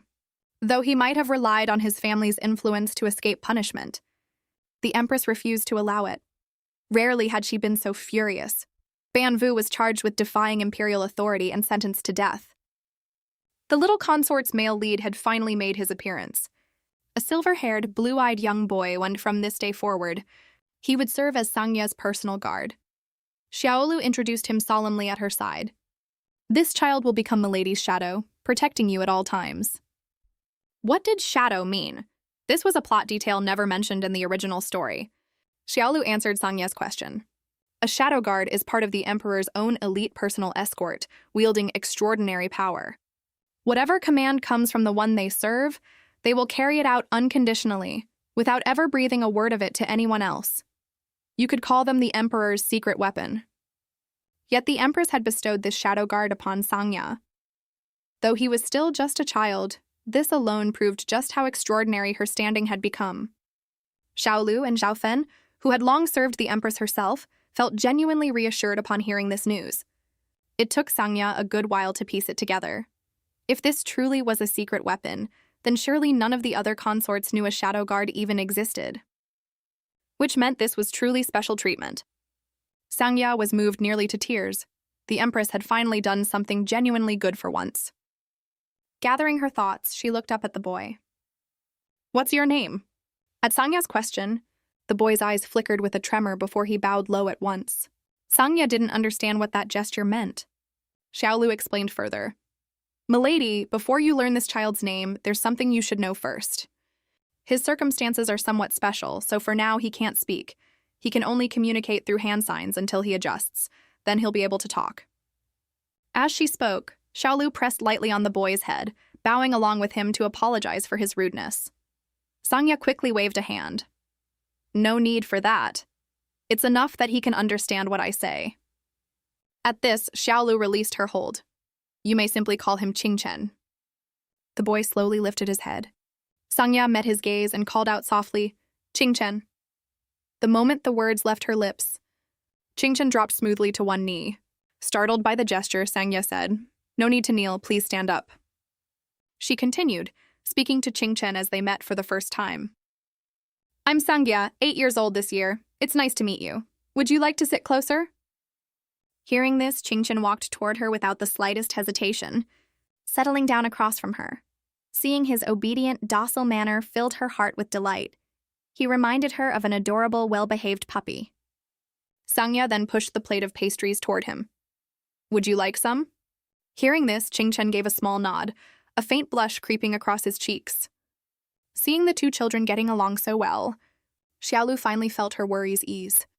That very night, the little consort jolted awake from a nightmare, pushing the window open to catch some air. Below stood the newly arrived boy, her shadow. Looking down, she called out to him, her own shadow guard. Sangya asked, Qingchen, why aren't you asleep yet? It's so late. Hearing her question, Qingchen only gave her a small wave of his hand. Sangya, knowing he still couldn't speak, called out loudly, Come up here quickly! He smiled in response. Sangya turned to open the door for him, but quick footsteps sounded right behind her, and in the blink of an eye, Qingchen had leapt through the window and appeared right in front of her. Sangya looked up at him. Under the hazy moonlight, his eyes shimmered like precious gems, leaving her briefly transfixed before she pulled him down from the windowsill. It's dangerous up there. The next moment, Qingchen parted his lips and softly said, Sorry. Sangya froze. Had he just spoken? She asked, delighted. Is it because you've gotten used to me now? Hearing this, Qingchen dropped to his knees again. Milady, your status is far too noble. I dare not have you say such things. He fell silent for a moment before adding, somewhat hesitantly, But my situation truly is unusual. I'm not lying. Sangya gently pulled Qingchen back to his feet. I said that because I was happy you suddenly spoke. Don't be so tense, get up. She brushed the dust off his clothes. And don't kneel in front of me anymore, understood? Faced with Sangya's command, Qingchen had no choice but to comply, reluctantly answering with a single yes. A moment later, he spoke again, quietly. Earlier today you asked my name. Qingchen is just the name others gave me as a shadow guard. Hearing this, Sangya hesitated before asking, Then may I know your real name? She saw him avoid her eyes, giving an awkward little nod. Sangya could sense that he genuinely wanted to tell her. Then please tell me your real name. His voice came soft and clear. My name is Guyun. The moment the words left his lips, Sangya echoed them quietly. Guyun. Such a beautiful name. Seeing her like this, Guyun couldn't help but clench the hands hidden behind his back. Warmth spread through Sangya's heart. He had actually told her his real name. Though they'd only just met that day, she already felt she could trust this child completely. And he was so adorable besides. Shy like a little kitten one moment, obedient like a puppy the next. With that thought, Sangya decided she would treat this child well from now on. She suddenly took hold of Guyun's hand. From now on, you don't need to keep up with formalities around me. Startled by the sudden grip, Guyun hadn't even had time to react, before Sangya dashed into the room, rummaging through everything. Guyun watched her retreating figure, letting out a dazed murmur, repeating her name quietly to himself. Sangya, milady Sangya, my mistress. Thanks to having Guyun as her shadow guard, Sangya finally got a good night's sleep after a long while. The next day, she slept until nearly noon before the sunlight roused her awake. Before she even opened her eyes, she heard a familiar voice ask, Didn't sleep well last night? It was the Empress's voice. Sangya snapped fully awake at once, bolting upright with a startled cry. Even the Empress was given quite a fright by it. A moment later, Sangya bowed her head in embarrassment and greeted her properly. Seeing Sangya fresh out of sleep only made the Empress find her more endearing, her tone growing indulgent. You could have slept in a bit longer. Just then, a small figure approached them. Guyun bowed respectfully. Seeing this child warmed Sangya's heart. She got out of bed and bowed obediently to the Empress. I heard your Majesty gifted Qingchen to me. He's brought so much joy into my life. Thank you for this kindness.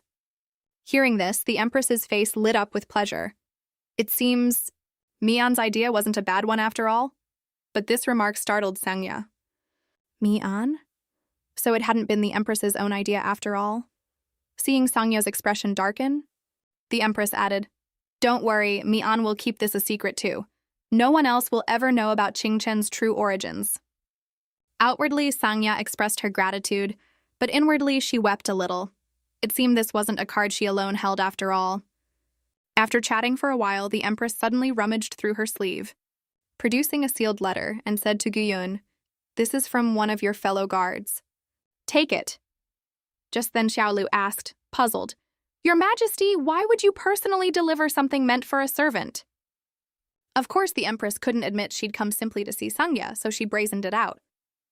I was just passing by. The very next moment, Guyun took the letter from her hand, and without even opening it, tore it to shreds instead. The maids gasped in surprise. The Empress's gaze paused. Sangya, too, was utterly confused. Guyun made a few hand gestures, and Xiaolu translated at once. He's asking, Chris, is this edible? Sangya's heart lurched. Before she could get a word out, Guyun was already about to stuff the shredded paper into his mouth. Without a second thought, Sangya rushed forward and grabbed Guyun's hand, stopping him. Why would you want to eat this? Don't. Faced with the worry etched across Sangya's face, Guyun froze. He hesitated, took a step back, and lowered his head. A faint blush crept across his cheeks. Just then, from her seat, the Empress spoke up flatly. Qingchen, you hesitated just now. The little guard couldn't resist the little consort's teasing, and in an unguarded moment took a step back, only to have the slip caught by the Empress. Sangya turned to meet the Empress's darkened gaze. Was she suspecting Guyun of being weak? Sangya panicked, unwilling to let Guyun be reassigned over this. Her mind raced at full speed, and at last, she landed on an idea perfectly suited to a small child. Though it would be humiliating, she didn't want to lose Guyun, and after straining, for a long moment, she finally managed to squeeze out a few tears. The next instant, she suddenly collapsed to the ground, wailing loudly. The Empress and the maids stared in bewilderment.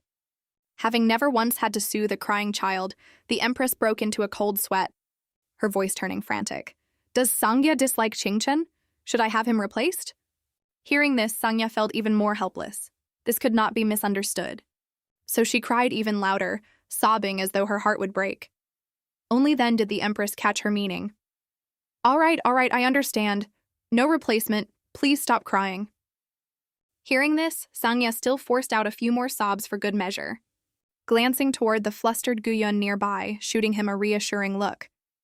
But just as this little farce was about to wind down, the door burst open with a bang, and Mian came rushing in, alarmed by the crying.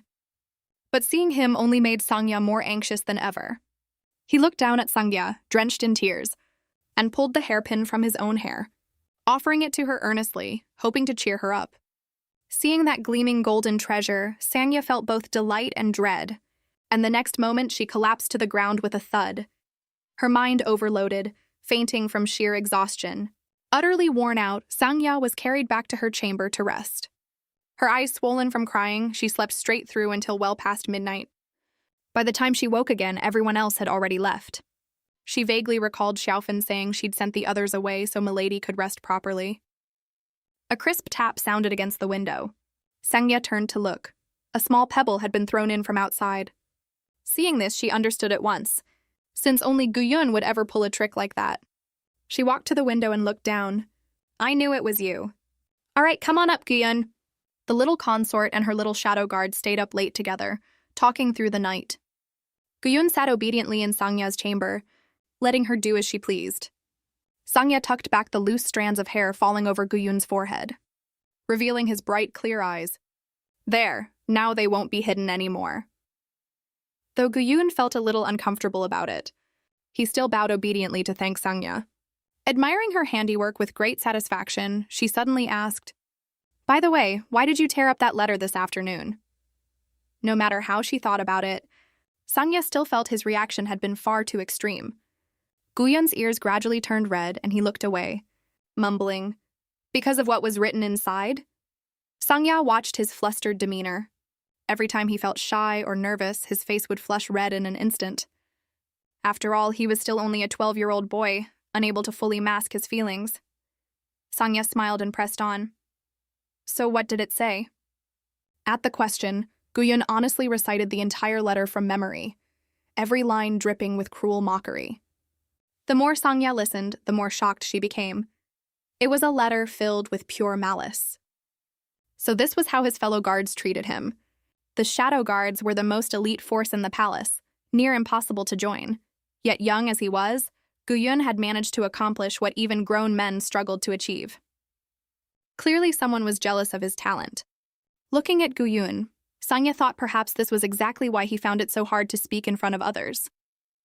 With that thought, she reached out and gently patted his head. "You did well. That kind of letter deserves to be torn to shreds.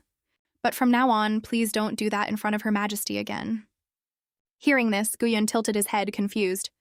Sangya sighed. It seemed Guyun still hadn't grasped the finer points of human relationships. But the next moment, as though sensing Sangya's frustration, Guyun suddenly sprang up from his seat and prostrated himself on the floor. "This unworthy servant's ignorance has offended Milady and displeased her. This servant deserves the harshest punishment." Sangya was taken aback. Displeased? She hadn't been upset over that at all. Could her expression have seemed that cold? With that thought, Sangya offered Guyun a gentle smile. "I'm not angry at all." Then she held out her little finger. "Guyun, come here." Seeing this, Guyun fell silent for a moment before suddenly rising, his expression turning grave. He drew the short dagger he always carried and pointed it at his own little finger, startling Sangya so badly she leapt up in alarm. Guyun calmly explained, "When making a vow, one must cut off the little finger, so I thought you needed." Sangya quickly seized Guyun's hand, terrified he might act rashly and hurt himself. "That's not it at all, that's not what I meant." Instead, she hooked her little finger around his, showing him in her own way that this was a far gentler kind of promise. The two children shared their hearts late into the night. Sangya hooked her finger with Guyun's, gently explaining that when people make a promise to one another, they link their fingers just like this. "Understand?" Guyun seemed to want to say something more, but hesitated for a long while before finally, timidly, letting go of her finger, placing his hand back on his lap, embarrassed. "So, could I come play with you like this every day from now on?" Seeing him so tense yet so bashful at once, Sangya tightened her grip on his hand and smiled at him. "Of course you can." As custom dictated, the day arrived for the consort's shared reading gathering. It was a gathering the Empress had specially arranged, giving consorts of noble birth a chance to shine. Though Sangya had no desire to draw attention or face the Empress, she had no grounds to refuse, so she let the maids dress and groom her, donning an elaborate ceremonial robe, and attended with the utmost decorum, trying her best to slip in quietly. Yet somehow, Sangya's small figure still managed to draw every eye in the room. Mi-on even offered his own seat so she could sit closest to the Empress. There was an unspoken rule at these readings. The more favored a consort, the closer they sat to the throne. Sangya felt as though she were sitting on pins and needles, sensing countless gazes piercing right through her. While the consorts chatted animatedly among themselves, Sangya, unable to get a word in, chose instead to focus quietly on her food. But then the Empress unexpectedly turned her attention to her, asking how she found this, her first time attending such a gathering. Sangya had no choice but to set down her half-finished cup of water and force a smile in reply. This scene was really too much for her to bear. Sometime later, with a sharp clap, the Empress set down the book in her hand. "Today's gathering comes to an end here." Hearing this, Sangya rose hastily, ready to dash straight back to her chamber. But then one of the consorts suddenly spoke up. "Your Majesty, who will you be choosing to attend you tonight?" Sangya had no choice but to sit back down. The Empress fell into thought at the question. The consorts in the hall grew silent at once, as if all waiting eagerly for her answer. After a pause, the Empress nodded. "I've decided. Tonight it will be Sangya." With that, she extended a hand toward her. "Come to my chamber tonight. I'll read to you." The Empress had just publicly invited the little consort to her bedchamber right in front of the entire harem, and even announced she would read a story to her that night. The moment the words left her mouth, the whole hall erupted into whispers. Sangya's mind in that moment held only a single thought. This cannot happen. She bowed respectfully to the Empress. "Thank you for the honor, Your Majesty, but I'm afraid I cannot attend you tonight." The Empress looked utterly baffled. "Don't you like it? That's a storybook brought all the way from the West. Do you really dislike it?" Faced with the barrage of questions, Sangya grew flustered, unable to find the right words. Just then, Mian stepped in to smooth things over. "Your Majesty, Sangya has only just entered the palace and may still feel shy. But she and I have gotten along quite well before. Why don't I join Sangya in accompanying you tonight? What do you think?" Hearing this absurd suggestion, Sangya was even more shocked. Bringing an 8-year-old child to attend the Empress at night? What exactly was Mian scheming? The Empress, too, seemed rather surprised. When had Mian and Sangya grown so close? A flicker of displeasure crossed her eyes. "I wasn't even aware the two of you had become so close." She lowered her voice and pressed Sangya. "Is what Consort Anne says true?" Recalling how frightening Mian could be, Sangya didn't dare shake her head, and could only give a reluctant hum in agreement. But to her surprise, the very next moment, the Empress broke into a delighted smile. "Wonderful, then. Mian and Sangya, come together tonight." Once the gathering ended, Sangya trudged her weary steps back to her chamber. She knew tonight would be an ordeal. The moment she arrived back at her chamber, she told Guyun, "You don't need to come tonight." At this, Guyun's expression sank at once, as if his whole face was silently pleading, "You don't want me to come?" Feeling a pang of guilt, Sangya walked over and patted his shoulder in comfort. "I'm sorry, I can't be with you tonight. But if you're good, I'll grant you one wish."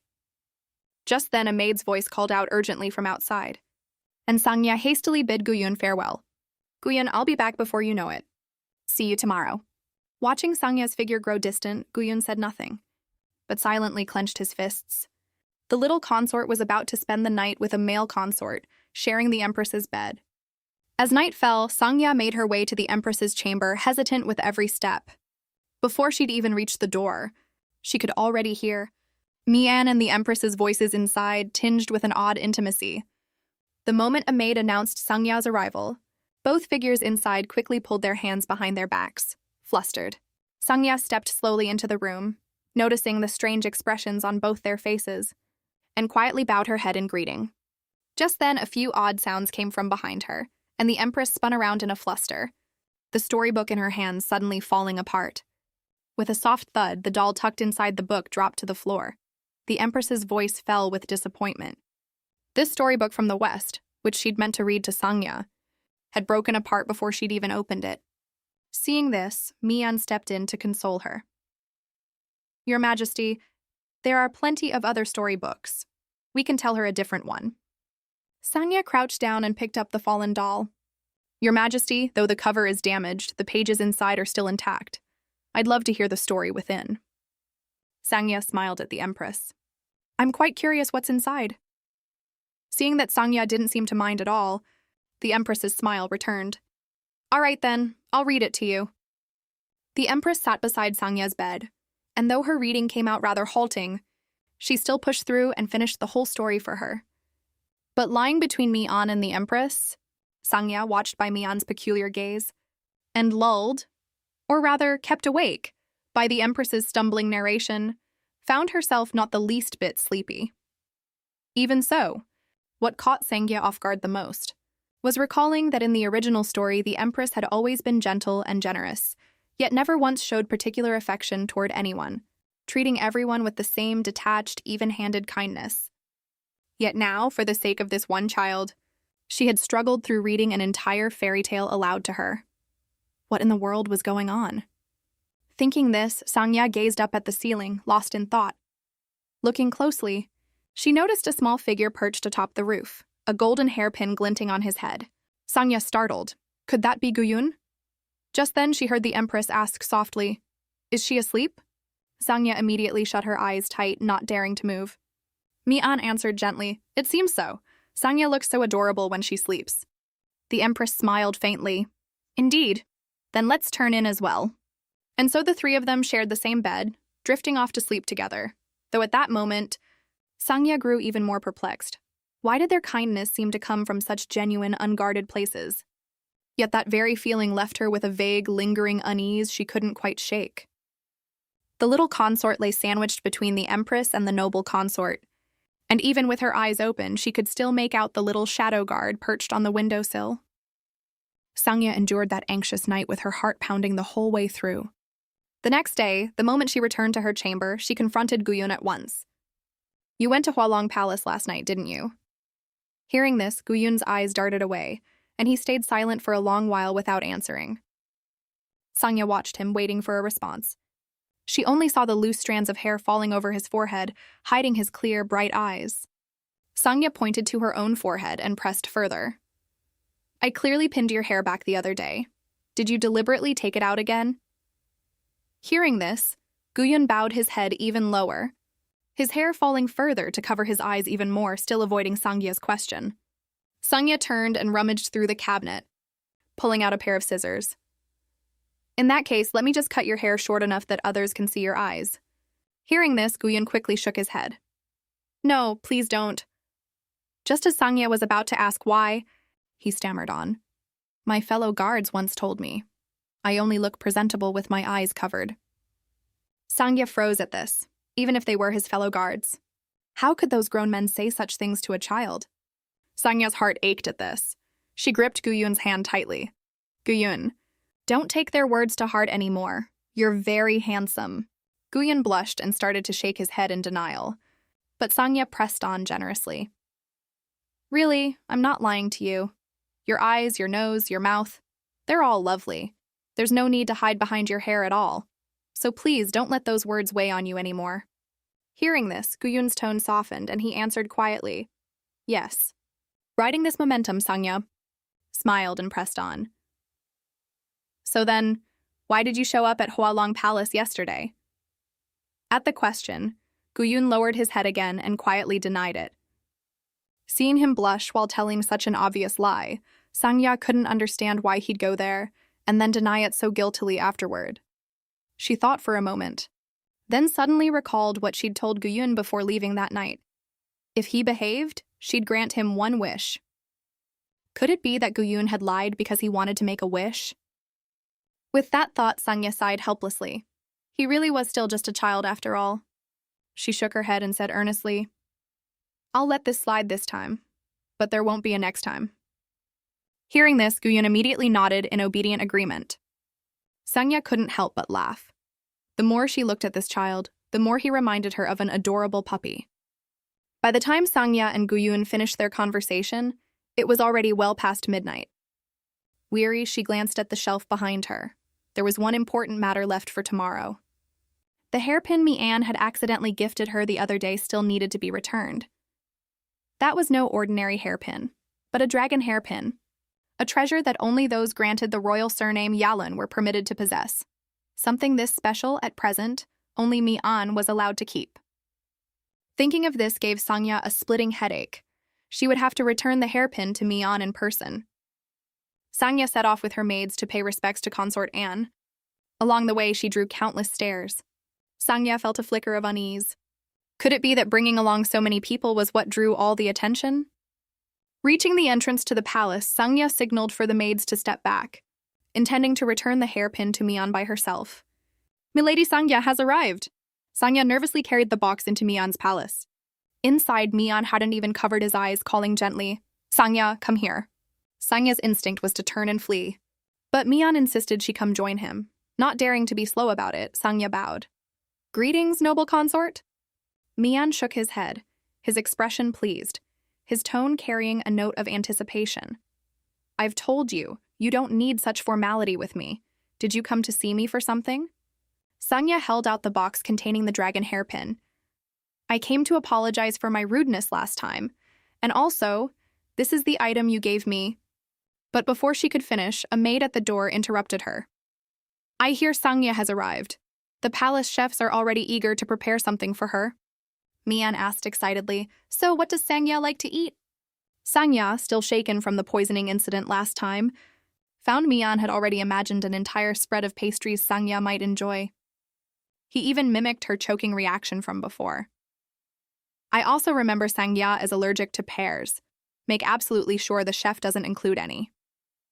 Sangya watched Mian with mixed feelings. Had the cold, ruthless male lead's whole persona simply collapsed? Bringing up what happened last time, Mian's expression turned apologetic. I'm sorry. I shouldn't have let you eat that pear back then. Seeing the uncertainty flicker across Mian's eyes, Sangya smiled and shook her head. That wasn't your fault. I just didn't take good enough care of myself. With that, she held out the box in her hands again. So, where should this be placed? But just then the maids arrived carrying tea and refreshments, and Mian once again brushed Sangya aside. He waved a hand at the servants. Just set it on the table. With that, Mian stood up and invited Sangya to join him at the table. But just then, with a soft thud, a storybook slipped out from beneath his robe. Sangya stared at this in confusion. Mian, blushing slightly, explained, Oh, this was meant to be the story I wanted to tell Sangya. It must have slipped out by accident. But Sangya knew perfectly well he'd done it on purpose. Mian had simply been waiting for the right moment to let it fall. The next moment, Mian crouched down and picked up the book. Sangya, don't you think this book is lovely? It was brought all the way from the western lands. Mian bent down and took Sangya's small hand in his. I've heard that sharing a story with someone doubles the joy of it, but I couldn't decide who to share this joy with. So, Sangya, would you like to read it together with me? The noble consort was pulling an 8-year-old little consort along to read Cinderella together. Sangya felt utterly bewildered by this. Watching Mian's enthusiasm, it hardly seemed like an act, but she still didn't dare let her guard down, bowing respectfully. I couldn't possibly deserve such generous treatment from you. I appreciate your kindness deeply, but this hairpin really should be returned to you. Hearing this, Mian frowned slightly. That was a gift from me to you. You don't need to give it back. Sangya still hesitated, refusing to accept it. Something this precious, I couldn't bear the responsibility, nor would I dare use it. Mian seemed to mull this over. Actually, you could even pull the beads off the hairpin and use them to play a game of marbles. Those are fragments of the very first true dragon's wish-granting pearl, you know. The moment those words left his mouth, Sangya felt a shiver run down her spine. The first true dragon, that was among the most supreme treasures of the royal bloodline. Could Mian be deliberately luring her into accepting it, only to later charge her with an unforgivable crime once she did? At that thought, Sangya's legs buckled, and she dropped to her knees with a thud. Noble consort, please, take this back. Seeing Sangya's small hands trembling, her expression full of fear, Mian fell silent for a long moment before sighing softly. He reached out and took the box back. If you insist, then I'll take it back. But Sangya, may I ask one more favor of you today? Sangya nodded with reverence. Please go ahead and ask. Mian then lifted Sangya's chin gently, speaking softly. I'd like to read you a fairy tale. Just this one thing. I hope you'll agree to it. As he spoke, a flicker of genuine longing crossed his eyes. Sangya looked up at him in a daze, meeting his eyes full of expectation. She answered softly, All right, it would be my honor. Hearing this, Mian's handsome face broke into a warm, gentle smile. He held Sangya's hand tightly. Now that's a good girl. Come, let's sit in the chairs and go through it slowly. Mian led Sangya over to the rocking chair and personally lifted her up into it. Sangya could feel that Mian's smile came from somewhere genuine. What in the world was going on? Was this really the same Mian from the original novel that she remembered? In the original story, he had wanted nothing more than to keep the Empress entirely to himself, never sparing a single thought for any other consort in the harem.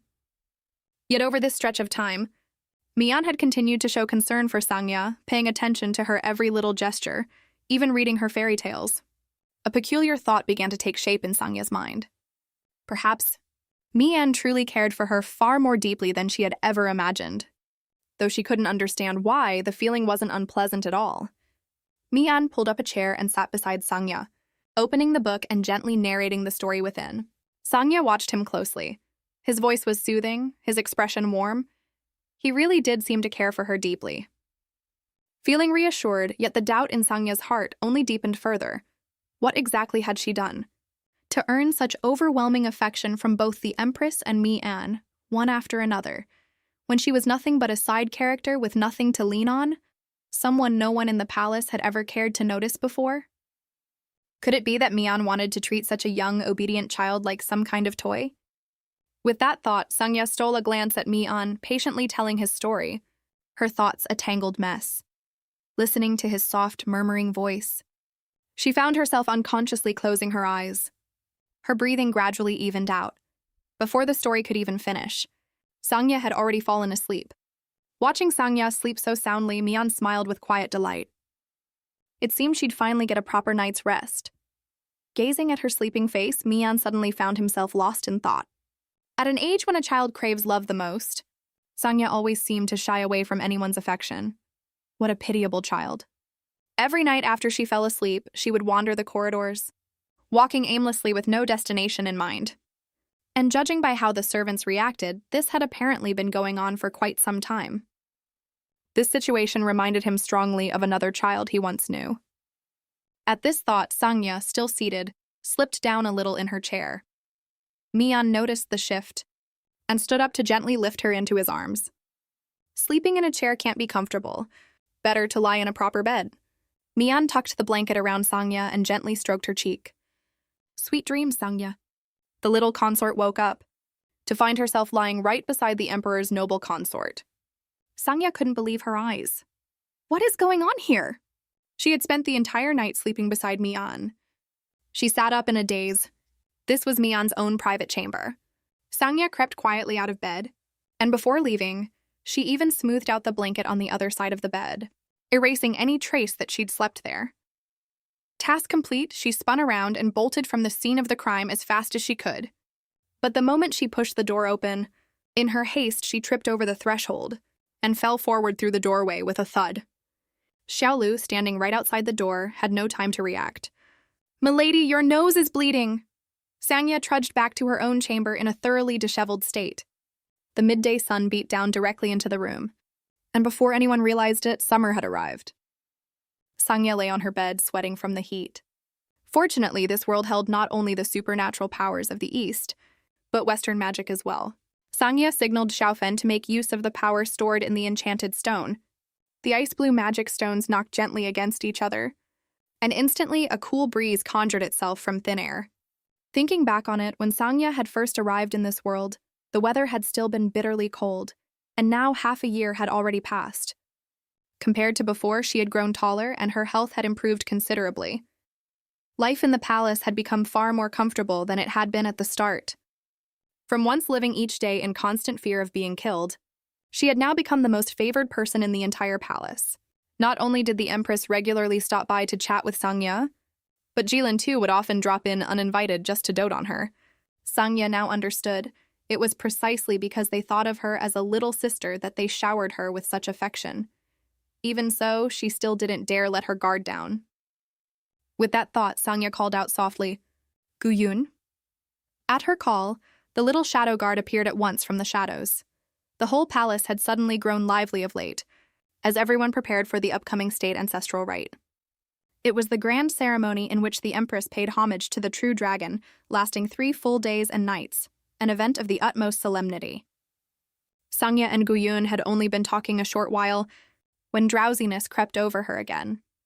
She wasn't sure when it had started, but no matter how much sleep she got each night, her body still tired easily. Just then Guyun noticed something was off with Sangya and wrote on a slip of paper, "If you're tired, milady, let's go to the secret garden next time." Sangya startled. The secret garden? But she clearly remembered, never having told Guyun about that place. She tilted her head, confused, and asked what he meant. Guyun wrote again, "You said you'd take me there." Sangya stared blankly, pointing at herself. "I said that? When?" Hearing the question, Guyun looked somewhat surprised.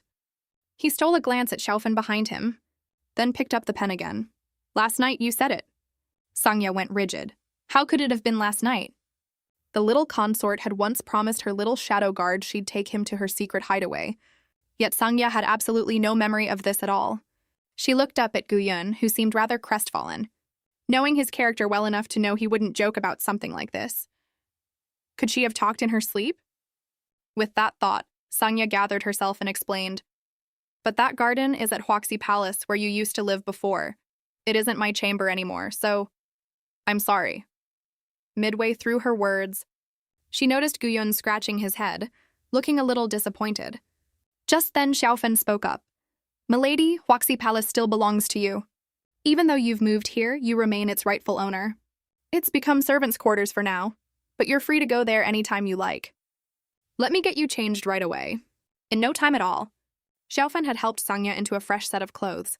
Once dressed, she remembered to lift her skirt and step over to her little shadow guard. "Guyun, how do I look?" But at that moment, Guyun had his back turned, sneaking a bite of pastry, and when he turned around and caught sight of Sangya in her new outfit, his heart suddenly pounded, and he forgot to breathe. Seeing him frozen with no reaction, Sangya took the initiative and grabbed his hand. "Let's go, stop spacing out." Sangya led Guyun to Huaxi Palace and pushed the door open. The scene inside caught her completely off guard. In the courtyard stood a crowd of unfamiliar burly men, stripped to the waist, hard at work. Sangya wondered what on earth they were doing. Just then one of the men approached her, not recognizing who she was, and barked rudely, "Kid, how'd you get into the palace? Lost your parents? Either way, you're not allowed in here." Sangya was just about to explain herself when suddenly, in a flash, a figure lunged from behind the man. Guyun threw a punch straight at his face without holding back. But the man instinctively raised his arm and blocked it, deflecting the full force of Guyun's blow. Guyun's eyes darkened, and he immediately spun around, pulling Sangya back, shielding her behind him. At that moment, the man raised an eyebrow. "Long time no see, Qin Chen. So this must be the famous Milady Sangya everyone's been talking about." At the name Sangya, the other burly men closed in at once, and in a flash of movement, they had Sangya and Guyun completely surrounded. Guyun snapped sternly, "Enough of this. Who exactly are you people?" The man in front smiled faintly. "Ha, curious are you?" The little consort suddenly found herself surrounded by a group of shirtless men, even striking poses in front of her. The first two men introduced themselves, one named Shengren, the other Rulyu. But no sooner had they finished than both took a flying kick from the blonde man behind them. The blonde man bowed respectfully to Sangya. "Milady Sangya, this humble one is Kaixia. My apologies if these two brutes frightened you." Sangya pressed on, demanding to know who they really were. Kaixia hesitated a moment before answering slowly, "We heard Huaxi Palace needed repairs, so we've come to do odd jobs." But Sangya knew he was lying. If this place truly needed repairs, Xiaofen would surely have told her in advance. Every one of these men moved with unusual speed and skill, and they'd even recognized Guyun, which meant they had to be shadow guards disguised as laborers. Which also meant these were very likely the same men who had bullied Guyun before. With that thought, Sangya clenched her fists. Since they claimed to be here for odd jobs, then today she would give them a taste of hard labor as payback. But to Sangya's complete surprise, their stamina proved astonishing. She had them repair 3 separate halls one after another, yet they remained just as spirited and the work was flawless. They even competed to outdo one another in front of her, each vying to come out on top. Kaixia even went so far as to kneel and beg Sangya, "Please, milady, let this humble one do more work. I'll do even better next time." The burly men worked tirelessly before her, all just to earn a word of praise, until Sangya had to admit defeat this time. This overly energetic bunch only grew more irritating the more she looked at them. 7 days later, Rulyu appeared respectfully before Sangya once more, asking for even more of her attention. Sangya was caught completely off guard. What was happening now? Could this be Mian's doing again? Watching Rulyu preen and pose before her, overflowing with gratitude, Sangya grew even more baffled. Just then, Guyun stepped over, his expression icy, and picked up his pen to write, "Would you like me to get rid of him, milady?" Startled, Sangya quickly shook her head, urging him to stay calm. But Guyun only gave a cold huff, his face betraying real resentment. It seemed he genuinely wanted to eliminate this new shadow guard. Just then, Rulyu sauntered over with a grin. "Hey, kid, looking to slap me one?" Guyun said nothing, but his eyes turned instantly cold and menacing. Seeing this, Sangya's heart lurched, fearing the two of them might actually come to blows right there. She quickly jumped down from the bed, grabbing hold of Guyun's hand. Sangya shook her head sternly at him, signaling that this wasn't allowed, that he shouldn't do it. In that very instant, Guyun instantly regained his composure. Watching this, Rulyu couldn't believe his eyes. He pointed at Guyun as though he'd just witnessed the strangest thing in his life. This kid, how can he possibly be this obedient? With that, he suddenly clutched his head and groaned. And milady, you dote on this one so much. Can't you spare a little of that for me? Sangya felt utterly helpless. Just then, from outside, Xiaolu's voice rang out in announcement. Sangya let out a sigh of relief. The moment she stepped through the door and glanced around the room, Xiaolu suddenly fell silent. A moment later, she frowned and issued a stern command. All maids, step outside first. Don't come back until called. At Xiaolu's abrupt behavior, Sangya froze. What did this mean? Why send all the maids away? Xiaolu never acted without reason. Could this be some scheme by another consort? A chill suddenly ran through Sangya's whole body. Could she have angered someone again? The senior maid's face had darkened the moment she stepped into the chamber, and the atmosphere brought back for Sangya the memory of the assassination attempt before. Watching Xiaolu sternly send the other maids away, Sangya tensed and gripped Guyun's hand tightly. The outsiders filed out one by one. Xiaolu turned to Xiaofan and said casually, "All right." Guyun nodded in agreement as well upon hearing this. Sangya grew even more confused. Had they all conspired together beforehand? Just then, Xiaolu spoke in a serious tone, turning to the newly arrived Rulyu. Do you understand now? From today on, you are Milady Sangya's shadow guard, which means you must always be careful with your words and never let outsiders learn your true identity. Hearing this, Rulyu smacked his own head in regret. Goodness, I got carried away in the moment and forgot to hold my tongue. My apologies. Just then, Xiaolu bowed to Sangya. Milady Sangya, why do you look so tense? Is it because I suddenly sent the maids away? But matters concerning the shadow guards have always been the palace's greatest secret. Hearing this, Sangya finally let out a breath of relief. So it wasn't some other scheme after all. Xiaolu simply wanted to remind Rulyu.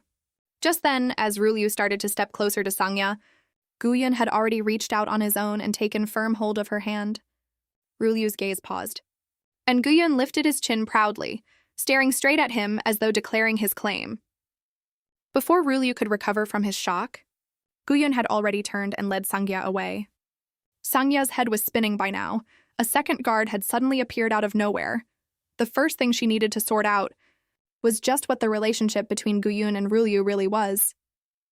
With that thought, Sangya pulled Guyun over to the door, rising on her toes to pin him against the wall and ask directly, Guyun, has Rulyu ever bullied you? Hearing this, Guyun froze for a moment. He lowered his eyes to look at Sangya, his expression serious as he shook his head. No. Sangya pressed on, asking if that was really true. Her insistence left Guyun a little flustered, and he answered softly, Yes, milady, he just likes to joke around. Hearing this, Sangya finally believed him. Guyun didn't look like he was lying, so surely there was no real conflict between the two of them. But then why did Guyun's eyes always seem to want to murder Rulyu whenever he looked at him? Sangya glanced at the carefree Rulyu and sighed softly. If Guyun said it was fine, then it probably was. With that thought, she called out gently, Rulyu, so you're a shadow guard too? Rulyu turned around, thrilled at the question. That's right, milady, I'm the same kind of existence as Qingchen. Sangya thought for a moment, then whispered to Guyun, I'm quite sure Rulyu isn't the one who sent you that letter. But the moment Sangya looked back at Rulyu, he had already launched into an endless rambling account of his own glorious journey. In short, milady Sangya, I will absolutely make sure you're satisfied. With that, he moved to draw his knife again to cut his little finger and swear an oath, only to be thrown to the ground by Xiaolu in a swift shoulder throw. Sangya could only sigh helplessly. Did every single shadow guard in this palace have some obsession with cutting off their own little finger? The senior maid, once utterly iron-hearted and unfeeling, had been moved without even realizing it by this little consort. That girl whose thoughts were impossible to read, whose innocent exterior always brought unexpected surprises. That night, Sangya happened upon Xiaolu carrying a travel bag, and assumed she was about to leave. But Sangya didn't cry or make a fuss, only thanked her with quiet understanding. I know Xiaolu has a gentle heart. I only hope you'll continue to serve Her Majesty faithfully from now on. Hearing this, Xiaolu immediately dropped to her knees. Do you truly believe I'm leaving? You've never once let your disappointment show in front of anyone. Have you been silently enduring everything alone all this time? Sangya was startled by her reaction. A moment later, Xiaolu explained softly, I simply assumed from the very start that you'd only stay by my side for a short while before returning to Her Majesty's side. That answer only made Xiaolu's heart ache more. Before Sangya could say anything further, her expression turned unusually sorrowful, her voice serious and resolute. Milady, I don't want to go anywhere at all. I will always stay and protect you. Sangya said nothing more, the corners of her lips curling up slightly, letting Xiaolu pull her into a tight embrace. Xiaolu came back to herself, noticing Sangya tilting her head to look at her. Xiaolu, what were you about to tell me just now? Before sending Rulyu here, Consort and left word with me that you needn't feel too grateful for this. He said he always welcomes Milady Sangya's visits, and that you're welcome to come by even today. Hearing this, Sangya could almost picture the exact expression on Mian's face as he said those words. It seemed her afternoon nap had gone up in smoke once again. Sangya stood up. No matter how much Mian doted on her, he was still Mian. Best to head to Consort Anne's chamber first. Sangya walked down the corridor with Rulyu and Guyun in tow. Summer had arrived and the midday sun blazed even more fiercely. Sangya squinted at the vast palace stretching into the distance. Time seemed to have shifted in ways she could barely notice. Sangya. A familiar voice pulled her back to reality. Sangya startled and turned around. The Empress approached with a smile. I never expected to run into you here by chance. This is the happiest thing that's happened to me all day. Your servant greets your majesty. The Empress stopped her just as she was on her way to call on Mian. I happen to have something I want to give you. Just then, a maid behind her came forward carrying an embroidered box. Sangya had grown quite used to the Empress's constant stream of gifts by now, yet each one seemed to grow more extravagant than the last. Just as Sangya was silently guessing what terrifying thing it might be this time, the Empress smiled confidently. This time, I'm certain you'll love it. The Empress took the embroidered box. Sangya watched nervously as, with a click, the box opened. The Empress beamed as she personally presented the gift to the little consort. But the next moment, she quietly walked away, looking rather deflated. All because inside the box was nothing but a bunch of special flowers. Sangya stared at the flowers, and suddenly a memory from her past life surfaced. This was the flower her mother had once loved. The Empress smiled and asked, It's called Freesia. Do you like it, Sangya? Sangya's heart churned with conflicting emotions. She never expected to find a trace of her mother in a place like this. She tried to keep her expression calm, bowing as usual to thank the Empress. Even so, the Empress noticed something off about her. She asked gently, You don't like this gift? Sangya startled. She hadn't expected the Empress to ask that. Before she could explain, the Empress sighed. It seems you still hate me. Hearing those words, Sangya's heart sank a little. She didn't understand why the Empress would look so hurt over this. Seeing Sangya fall silent, the Empress turned to Rulyu instead. So where were you two headed? Realizing Sangya was on her way to see Mian, the Empress patted her shoulder gently as if hoping to help her relax. Then, without another word, quietly turned and walked away.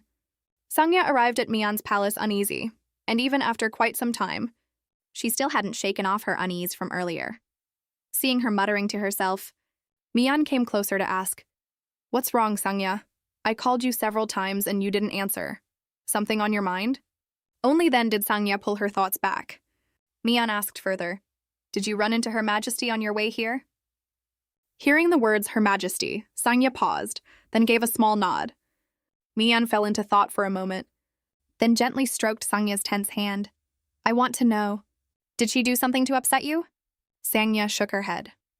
Though Mian didn't know the full story, he could sense her unease around the Empress. He continued gently, Even if Her Majesty's way of showing affection is a little clumsy, she truly does care about you. So if she's ever unintentionally offended you, please forgive her this once. Sangya looked up at Mian in a daze. A moment later, she lowered her eyes again, and after a long hesitation, asked softly, Consort Anne, do you love Her Majesty? Mian fell silent for a moment, then the corner of his mouth curved up slightly. Sangya only had to glance at him to understand. That was an expression only someone deeply in love could wear. But little did she know this world hid a secret no one else knew. The Yalun dynasty held power surpassing even the 7 great houses. Only Sangya knew that the special ability passed down through the imperial bloodline generation after generation meant being born to be loved by everyone, without exception. But at the same time, the Empress could never love anyone in return. In other words, according to the original novel's premise, the Empress could only ever pretend to love others. That was precisely why, whenever the Empress showed affection toward Sangya, it only stirred up more resistance in her heart. With that thought, Sangya looked at Mian's outstretched hand, and though she knew this had nothing to do with her, if Mian, or the countless consorts and loyal officials in the palace, were to one day discover that the Empress's love was nothing but an illusion, how would they feel? After thinking it over for a long while, Sangya withdrew her hand and answered Mian with her head bowed. I'm not sure, but I'm often grateful to her. Mian pressed his lips together, his voice suddenly turning a touch cold. Sangya, look up at me. Why are you lying? The noble consort suddenly rapped a knuckle lightly on the little consort's head, his tone tinged with exasperation. You little rascal, do you think I don't know? No wonder they say raising children is such hard work. Now I truly understand the struggle. Startled by the sudden knock, Sangya looked baffled. She'd thought she'd handled that as well as she possibly could. Mian rubbed his temples. Looking rather worn out, he fell silent for a moment before suddenly smiling. Sangya, I'm sure in your eyes there's still much we haven't gotten right. After all, even grown-ups make mistakes sometimes. The fact that you still can't fully trust us, and that's on us. Hearing Mian's gentle words, Sangya tensed up despite herself. Her heart pounded. The feelings churning inside her grew hard to describe. Mian reached out and stroked her head again. Her Majesty and I will keep trying until the day you truly open your heart to us. So, Sangya, don't hold back anymore. Whatever you want to say to me, feel free to just say it. Sangya's thoughts were so tangled that she couldn't even remember how she'd left Mian's palace. She simply wandered aimlessly until she found herself sitting beneath a great tree. She bowed her head and hugged herself tight. What exactly did everyone see in her that was so good? Something in Sangya's heart began to waver, as though she were asking herself whether she should choose to trust the Empress. But Sangya was also terrified. Could it be that she too was being swayed by the Empress's power, beginning to long for her love, only to end up walking the same doomed path as in the original story? Even though everyone treated her with such tender care now, what if one day their hearts changed? If no one surrounded her anymore? If no one spoke to her gently anymore? If she ended up locked away, living out the rest of her life alone, utterly isolated, what then? Sangya only knew she didn't want to face that outcome. She sank into a pain she couldn't pull herself out of. Just then, not far ahead, the bushes rustled softly. One glance told her it was her two shadow guards. Claiming to be shadows, yet hiding so poorly. Sangya was silently scolding these two fools when, from behind, yet another goofy pup showed up. Jialan approached bashfully to greet her. Long time no see, milady Sangya. May I sit beside you? Sangya, in a foul mood at the moment, had no wish to pay Jialan any attention. She sighed softly, muttering something about how dreary she felt. Hearing this, Jialan grew flustered, not knowing what to do. Sangya patted the shoulder of this chatterbox to calm him. Jialan instantly regained his innocent smile. Sangya's gaze paused. After a moment of silence, she asked, Consort Lamb, why do you dote on me so much?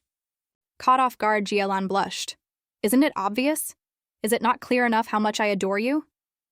Sangya had always thought of herself as a child not easily loved. She didn't like acting cute, nor did she smile much. So what exactly about her had made Jialan so fond of her? Others who were doted on felt content and at ease, but she always felt restless and uneasy instead. Sangya wanted to know the reason why everyone loved her so unconditionally, but Jialan only answered that there was no reason at all. I simply like you, that's all. Sangya didn't believe him, and turned her head away, thinking he was just brushing off the question. Hearing what Sangya had just said, Jialan froze. I have nothing about me worth doting on. I don't know how to act cute, my temperament is dull. I know full well someone like me wouldn't be liked by anyone. Hearing those words, Jialan was stunned. The next moment, he suddenly reached out and pinched her cheek, as though clumsily trying to lift her spirits. A child like you who neither likes to smile nor is lively. When I was your age, I was tearing the house down with mischief. Saying this, he ruffled Sangya's hair again. But you're still so lovable, just like a little sister. Sangya cupped her aching, pinched cheek, silently wondering, did Jilan think of her as family then?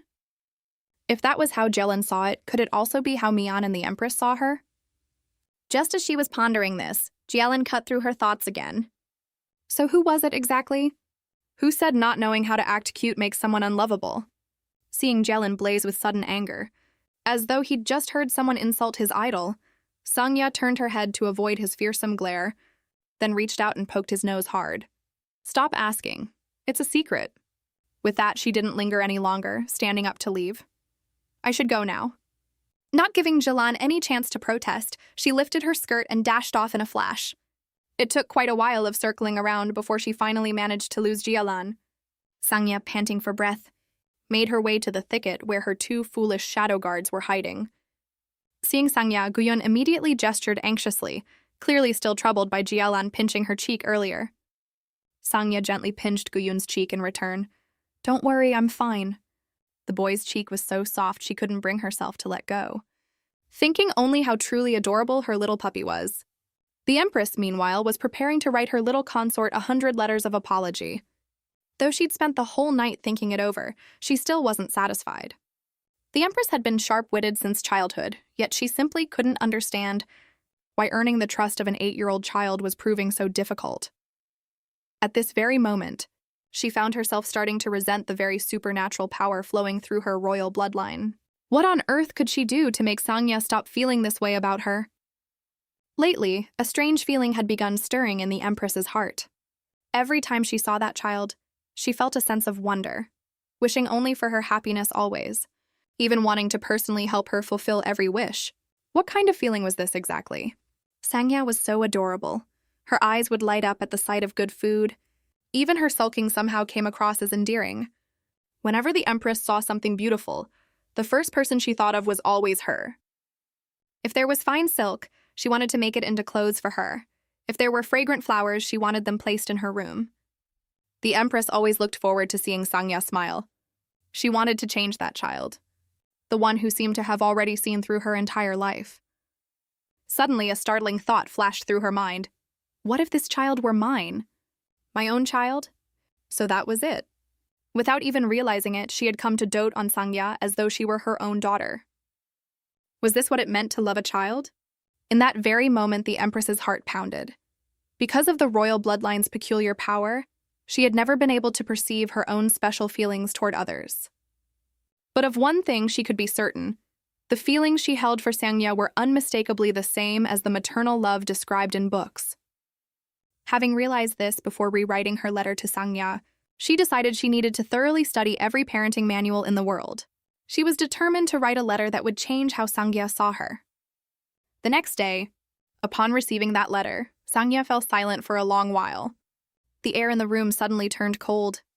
Unable to bear it, Xiaofan spoke up to break the silence. "Milady." But the very next moment, the letter slipped from Sangya's hand. She clutched her head as though losing her mind, pulling at her own hair, unable to make any sense of it. There wasn't a single clue to be found. Why? This couldn't possibly be a letter written by someone who didn't understand love. Not only did it stretch over a dozen pages, but every single sentence overflowed with sincere feeling and heartfelt apology. This was nothing like the rational Empress from the original story, who doled out her affections equally to everyone. Sangya's heart suddenly lurched. Could the original story really be changed after all? In order to dote on her little consort as though she were her own daughter, the Empress had stayed up all night reading through 108 parenting manuals. But that only made Sangya more uneasy. Thinking it over carefully, ever since she'd been transported into this world, not only had the Empress changed enormously, but the other consorts in the harem had all drifted from the characters described in the original story as well. Even Jialan and Mi'an, sworn enemies in the original novel, no longer fought each other at all. Could it really be because of Sangya's own presence that something had quietly been altered? Sangya's head throbbed with pain. The possibility that the Empress had grown so fond of her had one other explanation as well. Could it be because of her supernatural power? She remembered the original story once mentioning that the Empress could rely on the blind devotion of her consorts to freely wield their supernatural abilities at will. And House Yulan, standing behind Sangya, possessed boundless mental power. Thinking of this, the worry in Sangya's heart gradually began to settle. It had to be this reason. If so, she needed to go find the Empress and tell her plainly that Yulan Sangya was nothing but an illegitimate daughter, with no standing in her own family and not a shred of supernatural power to speak of. Even if it meant ending up alone and isolated in the end, she was willing to accept that. At the very least, she'd know for certain just what the Empress was truly after with her. Seeing Sangya's grave expression, Xiaofan called out worriedly, "Milady?" Sangya shook her head gently. "I'm fine." Right after, Xiaolu knelt down before her once more. "Milady? May I give you a hug?" Sangya understood that Xiaolu was worried about her. After a moment of silence, she gathered her thoughts and reached out her small hand to embrace Xiaolu on her own. Xiaolu's voice was gentle yet earnest. "Milady, please stop worrying so much. I will always be by your side. And it's not just me. Everyone here in this palace feels the same way. We all wish for your happiness always. Please remember that." That warm feeling gradually eased Sangya's heart. Her gaze grew steady and she made up her mind. "Have my carriage brought to Her Majesty's palace. I have something I need to tell her." But before doing that, there was one more thing she needed to prepare. Half an hour later, when Rulyu hurried Sangya to the Empress's palace, she had already been waiting for quite some time. Sangya nervously clutched the cloth pouch in her hands, a return gift she had specially prepared for the Empress. Standing outside the door, waiting to be announced, but the moment the maid uttered the words, "Sangya," the door was flung wide open. The Empress's face was full of visible emotion. "Sangya, you've come. I've been waiting for you for so long." Sangya looked up timidly at the Empress. Her mind suddenly blank, and she hesitantly held out her small hand. This is, please accept it." Anxiety and fear welled up inside her. What if the Empress didn't like such a humble gift? The Empress took the cloth pouch, opened it, and lowered her eyes to look inside. Her expression suddenly turned unusually grave.